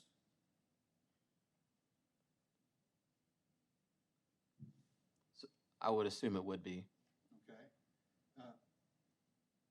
Do you agree that Mr. Sisson's testimony, do you disagree with the rate projections he made based on Atmos's planned capital spend? I'm not sure that I'm familiar. Can you point me to those? Yeah, it's in his testimony, which y'all should have a copy of it. Did you review Mr. Sisson's testimony? I've read it. Okay. And, I believe it's the same references in the joint position statement by the staff as well, but I will pull the testimony Yeah. for, if you have a reference to the page number, or it may be quicker to look at the joint position statement. it's, yes, ma'am, it is. the direct testimony of our lane system on behalf of public utility staff. It was entered as an exhibit in this case. I'm talking about page 13, the table 3. Yeah. Figure 2, table 3.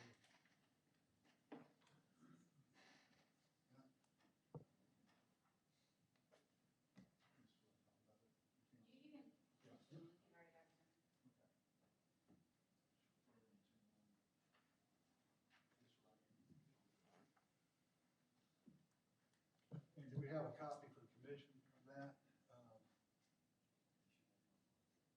They should have a copy of all of the testimony. Yeah, We prepared notebooks for the commissioners. right. I didn't have it with me. I'm kind of slow. I appreciate you guys. Mr. Jones, what page we looking for again? What page? Page 13, 13? 12 and 13. Thank you.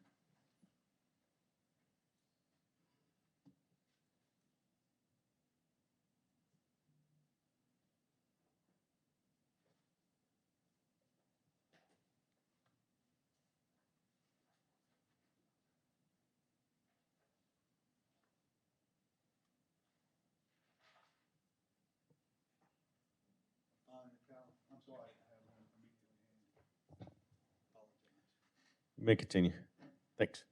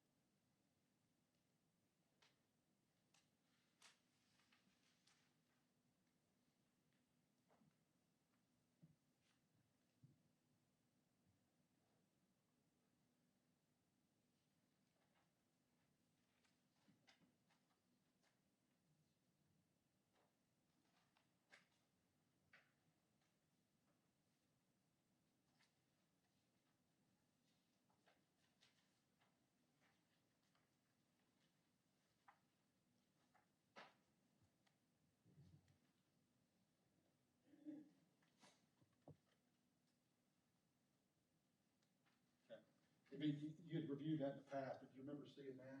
You just reviewed it again? I do remember seeing it, yeah. Okay. With that before, do you disagree with the rate projection Mr. Sisson has made, or suggested based on Atmos's capital spend?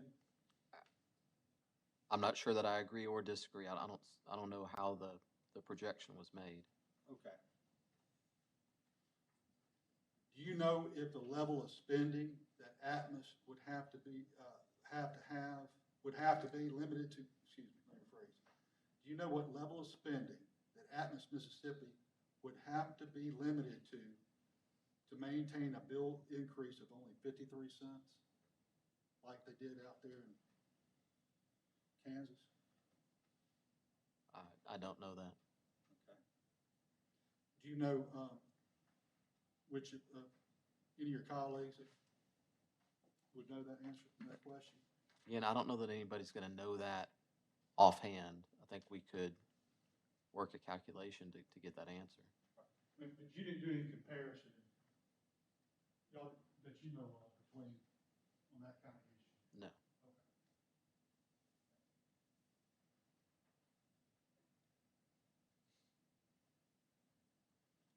So y'all didn't do any comparison at all, looking at increases in, commission approves X amount, equal this amount to the bill, and if they did this much, it equal this much. Anything that they could use to like go through, do you know? I did some comparisons of this particular filing in total and how much each $1 million of request increases a residential customer bill.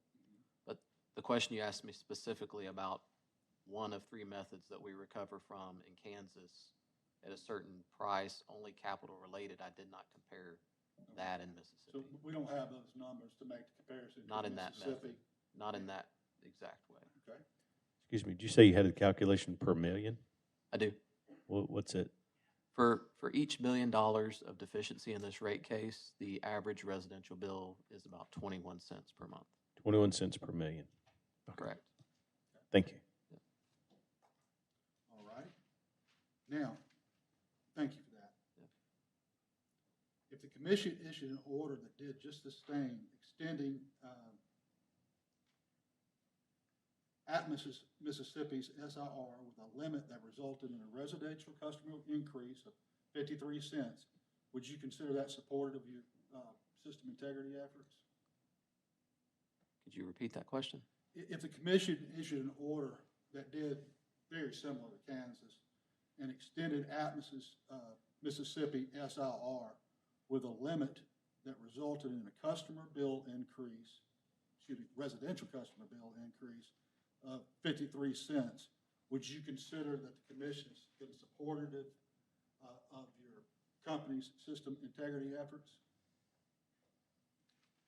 Not based on the needs that our former witnesses, Knights and Kime, have shown. And what, based on the needs of your, set forth by the other commissioners, the other witnesses for Atmos, what would you consider supportive? How much of an increase to a residential customer bill? I don't know. I would say the request that we've made for capital spending. Do you have, but you haven't looked at that as far as a residential customer? I'm not trying to pin you something down on the calculation you did, just, do you have that? I believe the total impact of the request and the filing, I think it's been quoted several times at $12.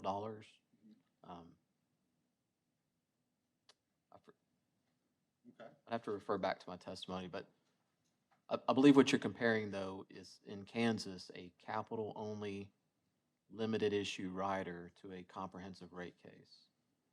And that's where I'm making a distinction. We also have another infrastructure mechanism called a GSRS in Kansas that we file annually, and we've currently filed a Kansas general rate case. We file those every couple years. So the two mechanisms in Kansas don't recover all of our capital spending. But the latest thing are these two items that we just addressed, that were moved into evidence here, these two orders, is that the last action on that issue from Kansas that you're describing? The extension of the SIP, the $75 million over 5 years, that's the latest, yes. Okay. All right, thank you.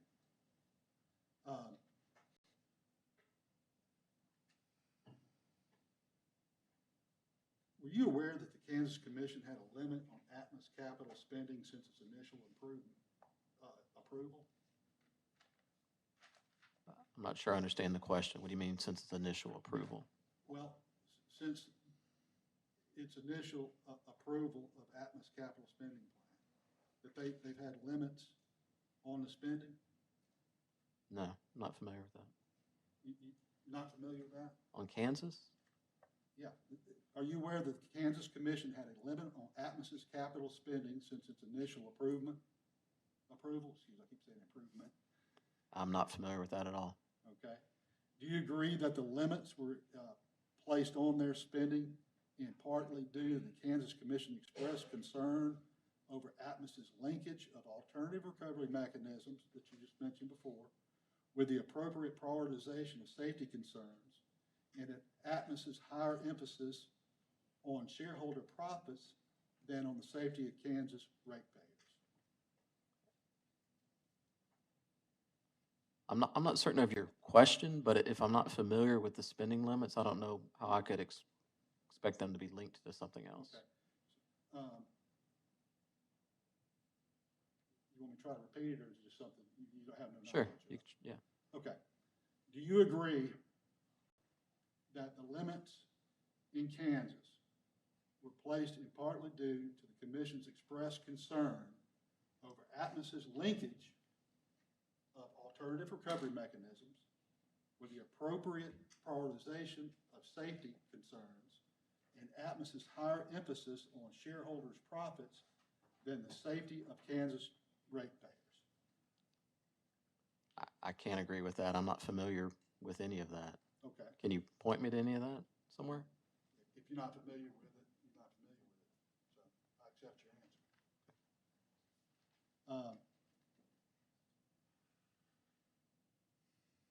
Do you agree with me that states, exhibit number 9 for the staff, the final order, take a look at that,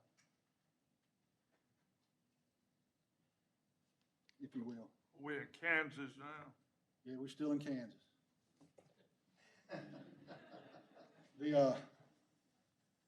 The first one, Mr. Smith, it was the agreed order or the joint motion or the order granting the joint motion. And this one is a final order entered by the Public Service Commission in Kansas, and it's dated September 12th, 2017. And that's the initial approval I'm talking about, Mr. Matthews. Oh, yeah. I see, yeah. Okay. Have you had an opportunity to review that case? I have not. If you will, flip over to page 36. It's going to be a cold reading if you haven't read it before. On page 36 of what I handed you, you'll see a highlighted copy, highlighted sections of the order. And towards the bottom, the middle of the page, after a little footnote number 269, that's where the highlight begins. And the highlight ends at the end of the second paragraph, or the second numeral 77, and it ends at Kansas ratepayers.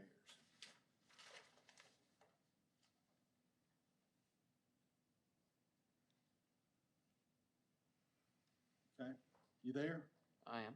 If you would you read for the commission the highlighted portion of this order? The Commission is concerned about Atmos's linkage of alternative recovery mechanisms with the appropriate prioritization of safety concerns. In the Commission's mind, the existence of an alternative recovery mechanism should have no bearing on appropriate prioritization of safety concerns.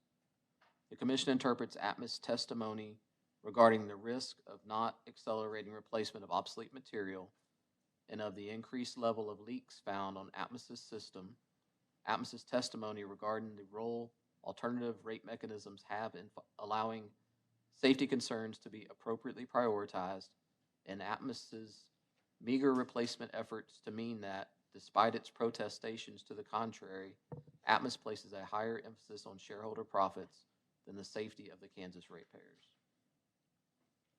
So again, now that you're familiar with it and you read it, do you agree that Kansas Commission from the get-go in 2017 expressed concern over Atmos's linkage of alternative recovery mechanisms with the appropriate prioritization of safety concerns, and that in the Commission's opinion, that Atmos placed a higher emphasis on shareholders' profits than the safety of Kansas ratepayers?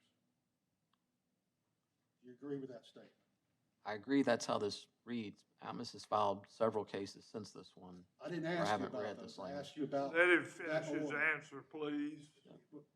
He Well, gave he you- finished his the answer. He finished the answer. No, he didn't. He was in the middle of a sentence when you interrupted him, Tim. I apologize, sir. Let him finish the statement. Thank you, sir. Go ahead, and I'll ask you again. Just say, I haven't had a chance to really digest this language. I'm not familiar with it, but I was involved in our last Kansas rate case, which I believe we maybe had a case in 2019 and then another one in 21, 22. We have one filed right now, and I haven't seen language like this. You read that the section of the commission that clearly says that they have concerns. You agree? I agree. Do you dispute that that's what this order says? I've only read these two paragraphs. Do you I don't have the stand- context of anything around it. I didn't ask you that. I said, do you agree that that order reads like you read it? It does, those words are here. I have no further questions for the witness. Thank you, Attorney. Thank you, sir. Thank you, Mr. Jones.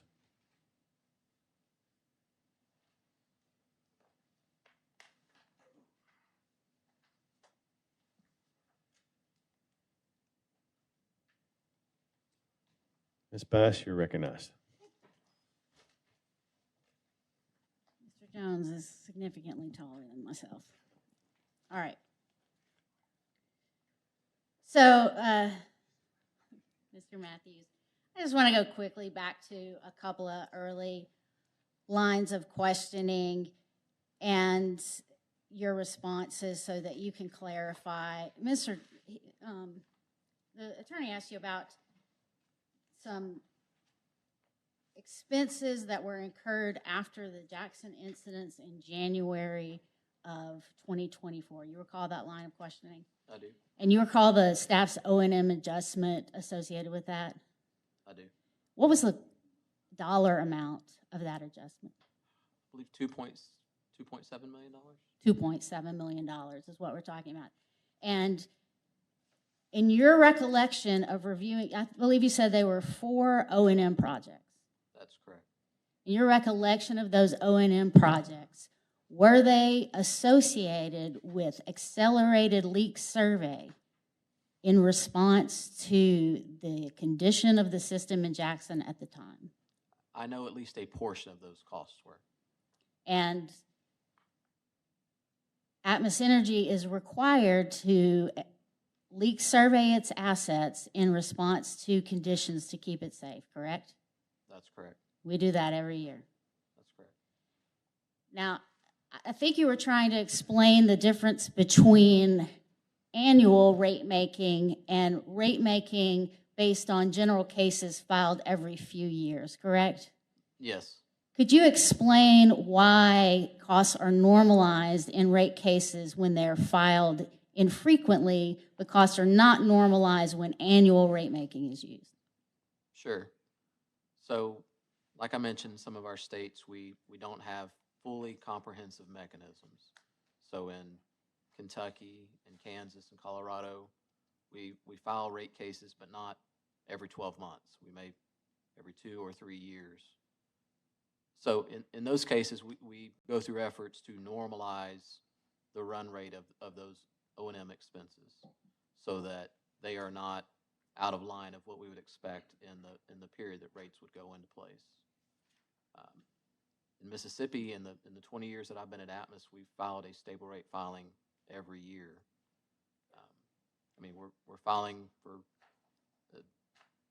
a rate case here, and pending the outcome of this case, we'll file either another rate case next year or a stable rate filing. So to me, there's really no reason to normalize those expenses unless it's for the purpose of reducing impact to customers. In that case, the company would not object to spreading that cost over a longer period of time. So if the commission would like to reduce the impact to customers in this case of that 2.6 million, 2.7 million, we could agree to amortize that over a longer period of time. I would believe so. Okay. There was also some questions about the expense review process, and you mentioned the process that normally occurs in our annual filings. Are you involved in that process? I am a little bit. Ms. Collins is more involved. And can you describe to me how you understand that process? Sure. So each year we provide files to staff of our certain accounts and sub-accounts that they want to review in detail. And we send a large file, images, support for those expenses, and staff reviews those, and that's a lengthy process. They come back to us with items that they think are questionable and items that they feel should just outright be disallowed. We, as a company, go back and review those. We're given the opportunity to provide explanations or further documentation if it's necessary. And there's a process that goes back and forth, say 2 or 3 times before staff and Ms. Collins and agree on what the appropriate level of expenses are to remove from the filing. And if It- the company cannot provide documentation to support an expense, does the company voluntarily remove that? I believe we do. And did that process occur in this case? To my knowledge, it didn't. I know that we provided a large file with information to staff, and as I checked in with Ms. Collins, she had not heard back the status of that until we received staff's testimony with their adjustments in it. So if you had seen the specific line items in that big file, could you have either provided additional documentation or agreed to remove it from the filing? Yes, Okay, is that the point you were trying to make in your testimony? it is, that we just had not had the opportunity to review those items, or really from the file that they provided to us, I could not identify which items they were objecting to. Okay, and how much was that adjustment? Can I look that Please, up? Yeah. please look it up.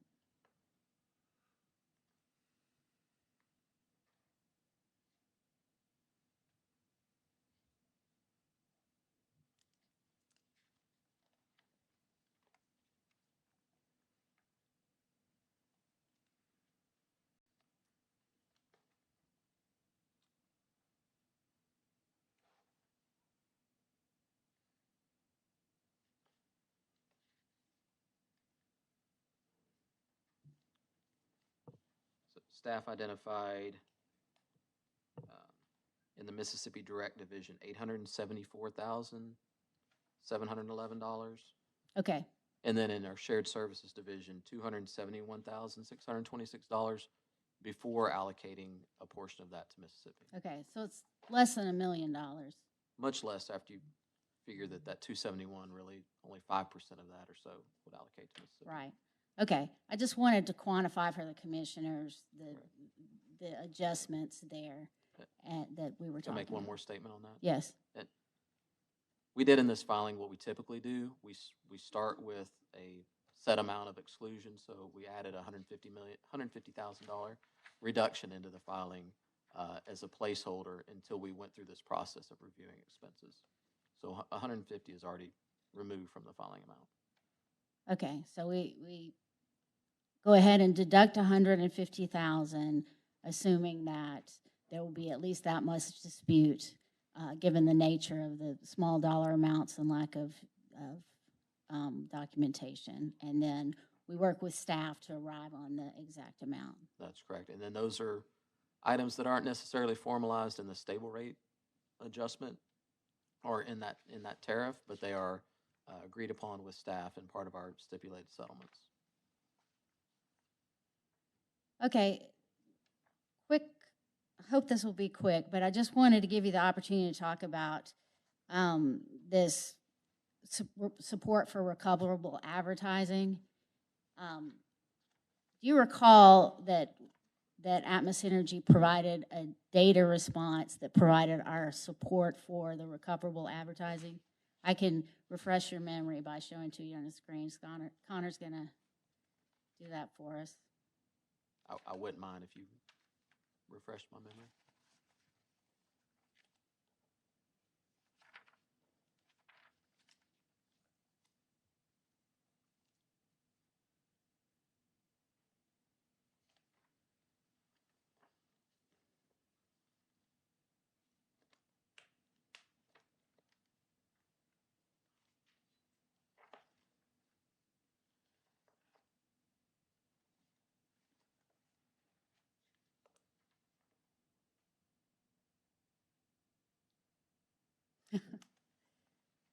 Okay, this folder contains all of the support that we provided in response to staff 456 regarding advertising expenses. You see that? I do. And Connor, could you open the folders there just to give the hearing room? These are invoices associated with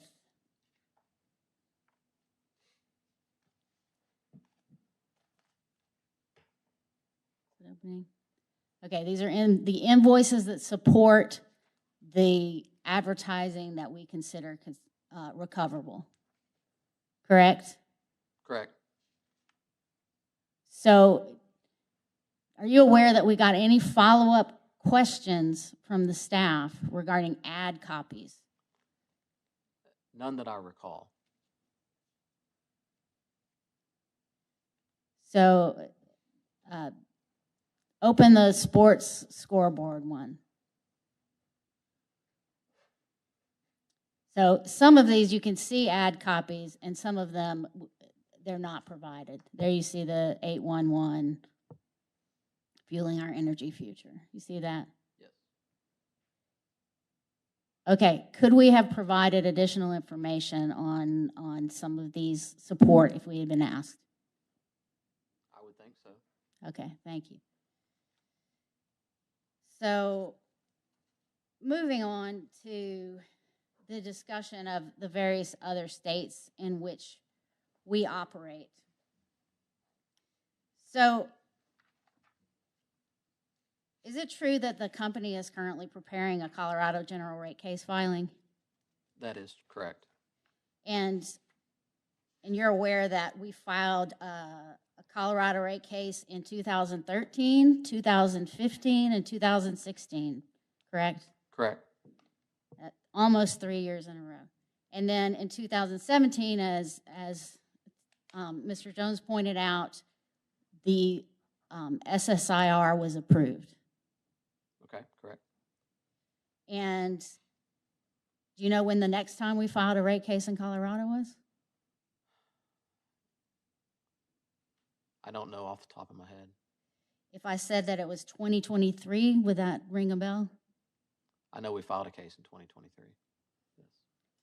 So the use of the SSIR in Colorado prevented us from having to file general rate cases for several years there while that was in place.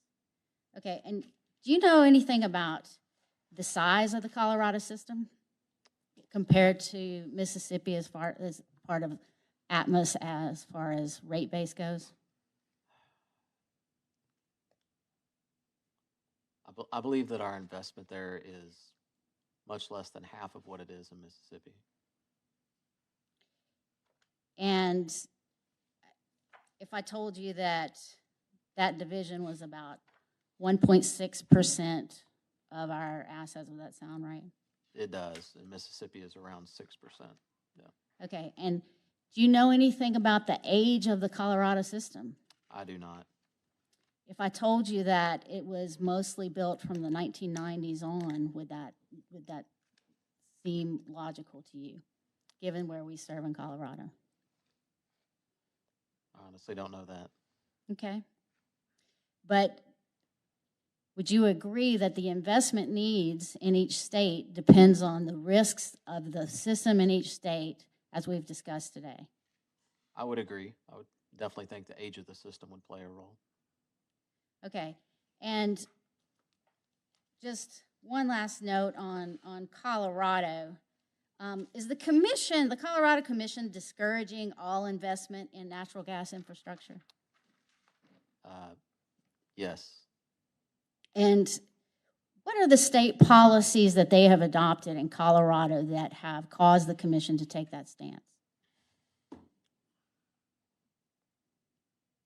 What is their position on the use of fossil fuels? Well, I know that their legislative approach is to eliminate the use of fossil fuels, that we have mandates to reduce greenhouse emissions by certain percentages at different points in the future. And is the Colorado Commission, even in Atmos energy dockets, encouraging switching to electric energy that is multiple times the cost of natural gas energy because of their emissions goals? I would say yes. I know that the commission has also disallowed us any ability to share in the cost of adding customers in the state. So there are definitely disincentives to expanding gas usage in the state.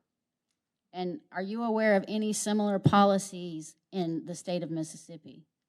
Not that I'm aware of. No. Okay. Let's see. Kentucky. So, are you aware that in Kentucky we filed a general rate case in 2013, 15, 17, 18, 21, and 24? Familiar with most of those. That's 6 general rate cases since 2013. And so that is in addition to any annual recovery we have received through the PRP. That's correct. Okay. And Mr. Jones asked you a number of questions about a recent Kentucky order in our most recent rate case, correct? Correct. And most of those questions were about passages in that order that described past commission orders, correct? Correct. And did Atmos Energy perceive that the Kentucky Commission had inappropriately imposed a cap on investment that could be recovered through a general rate case in those prior orders described there? In the last couple of rate cases, we have felt like the commission had imposed a cap on our investment recovery, even outside of a PRP filing. And in this order, does the commission clarify that no such cap exists and we can recover all prudently incurred investments through our general rate cases? They did. And do those general rate cases have a forward-looking test year? They do. Okay. And you're familiar with our PRP rider and filings.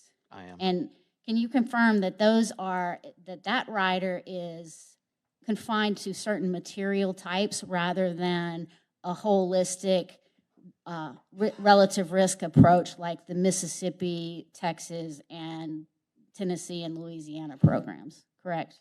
That's correct. Until Adelaide was recently approved, I believe bare steel and cast iron were the only two materials that were approved for the PRP program. And any other investment that we need to make for other materials is recovered through general rate cases. That's correct. And can you clarify your point about this making progress? Tell me again what the change to the PRP was as far as what we're going to get through that annual recovery as opposed to filing our frequent general rate cases. So with the PRP specifically, we're down to the last few years of cast iron and bare steel projects, but we have a lot of Adelaide in the system that needs to be addressed. And the commission, by expanding that and expanding the level that we can recover there annually, we saw definitely as progress in the state towards that recovery. It was 30 million before? 30 million was the cap before, and it was expanded to 40 to include Adelaide. And can you tell me about the other rider that was approved for annual recovery? We filed for, I forget the exact name of it, but the PHMSA mega rule, obviously I'm not an engineer, but requires for recertification of MAOP on pipelines that in our case is going to lead to replacement over the next 10 years, I believe. I'm sure our witness Keim or Knights could expand on that more. But this rider is going to act just like our PRP rider. It'll be forward-looking. We'll file it at the same time annually. Commission will get a chance to look at the projects in advance, and we will be able to recover those outside of a general rate case. And so what the Kentucky Commission has told us that they would rather limit annual recovery to the amounts recovered through those riders and the rest to be presented to them through general rate cases. That's correct. Okay. But there is no cap, and we do not limit the safety spending that we need to undertake in Kentucky. That's correct.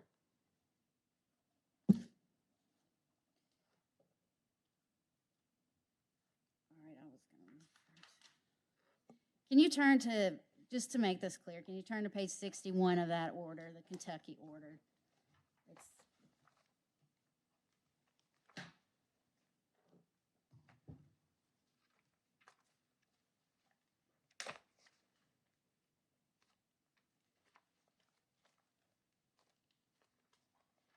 Okay.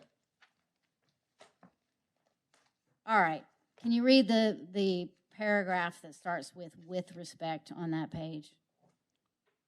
With respect to Atmos's request to increase the non-PRP spending, the Commission does not believe that the statements in case number 2018-00281 to which Atmos referred were intended to impose a specific cap on non-PRP spending in future periods. However, to the extent that was the intent of the language, the Commission is not maintaining an ongoing cap on non-PRP spending going forward. Atmos, like other utilities, may construct needed plan additions and replacements so long as they do not result in wasteful duplication. And Atmos otherwise complies with the provisions of KRS Chapter 278 and 807 KAR Chapter 5, such as requesting a CPCN. Want me to continue? Okay, that's fine. Okay. So did you interpret from that the Kentucky Commission is inviting us to present all necessary capital to keep our system safe and reliable to them? I believe they restated that there was no cap intended on non-PRP spending. Yes. Okay.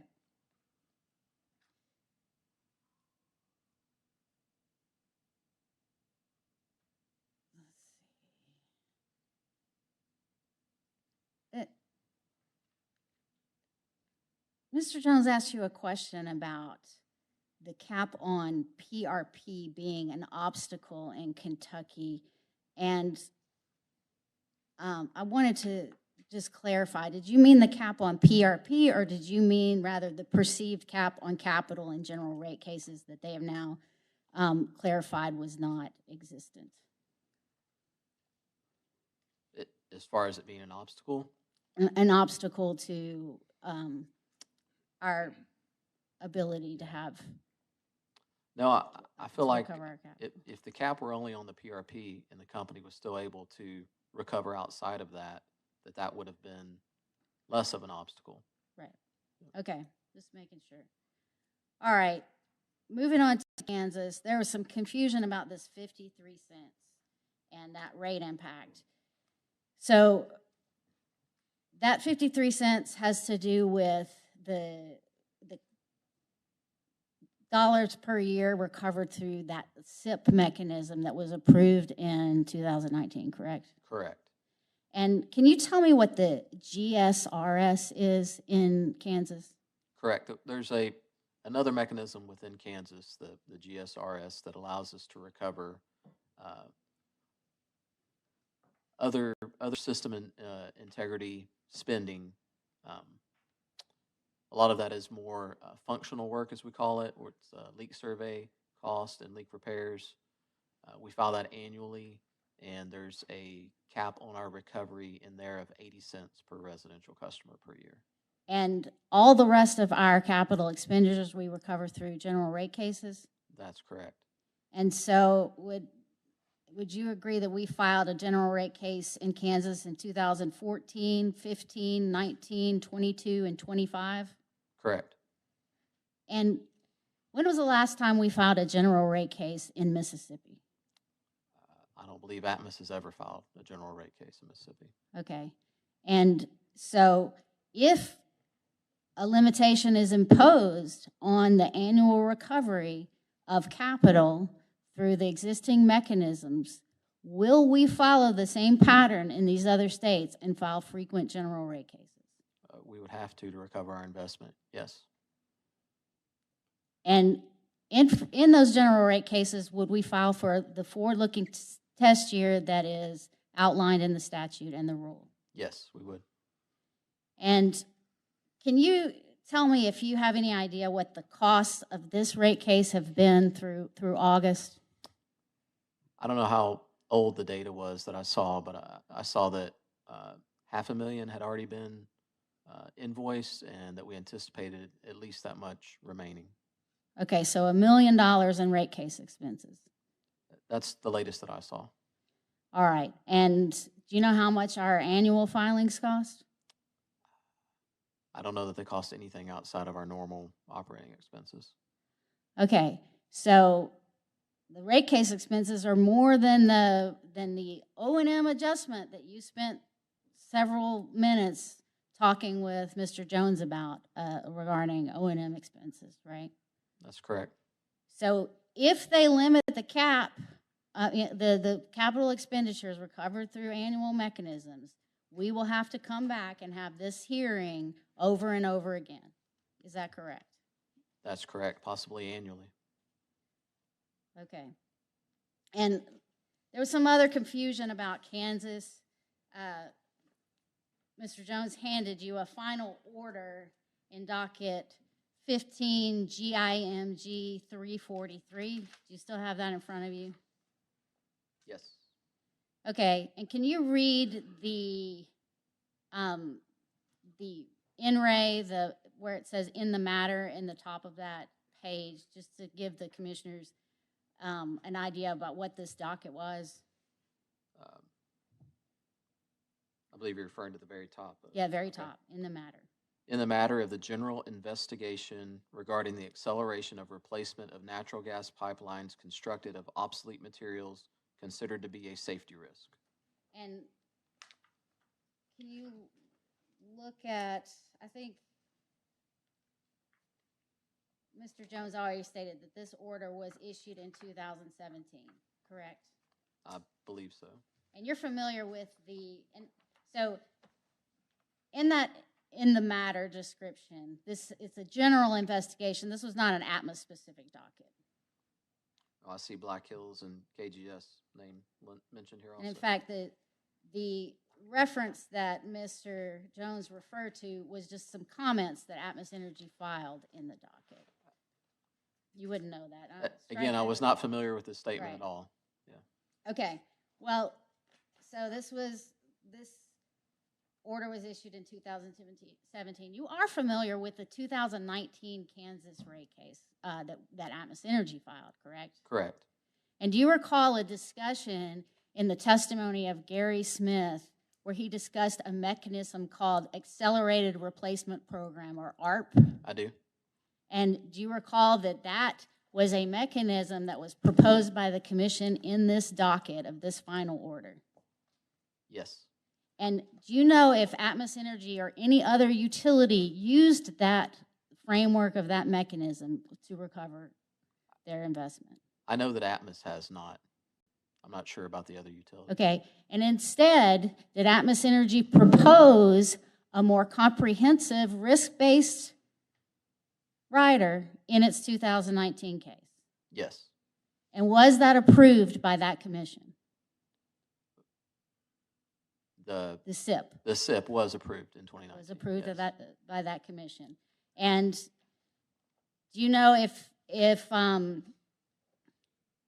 anything in this general investigation docket is still relevant to how we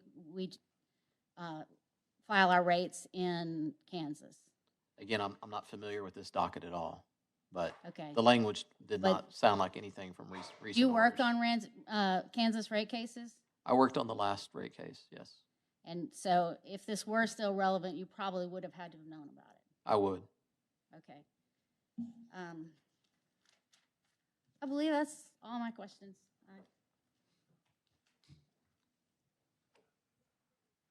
Mr. Chairman, Yes, sir. do you want us to proceed? Do you want us to break, given the lateness of the hour, and start again in the morning? Hold on just a second. Let me.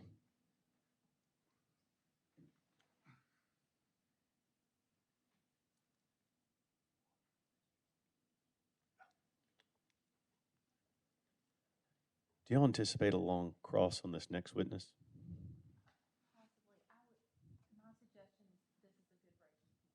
Okay, thank you for that. Great advice, counselor. I have cooperative counsel on the other side. Yes. It's been a spirited debate and very informative. So with that, we'll give everybody's bladder a break. We'll come back in tomorrow at 10 o'clock. So we'll stand in recess till tomorrow. Thank y'all.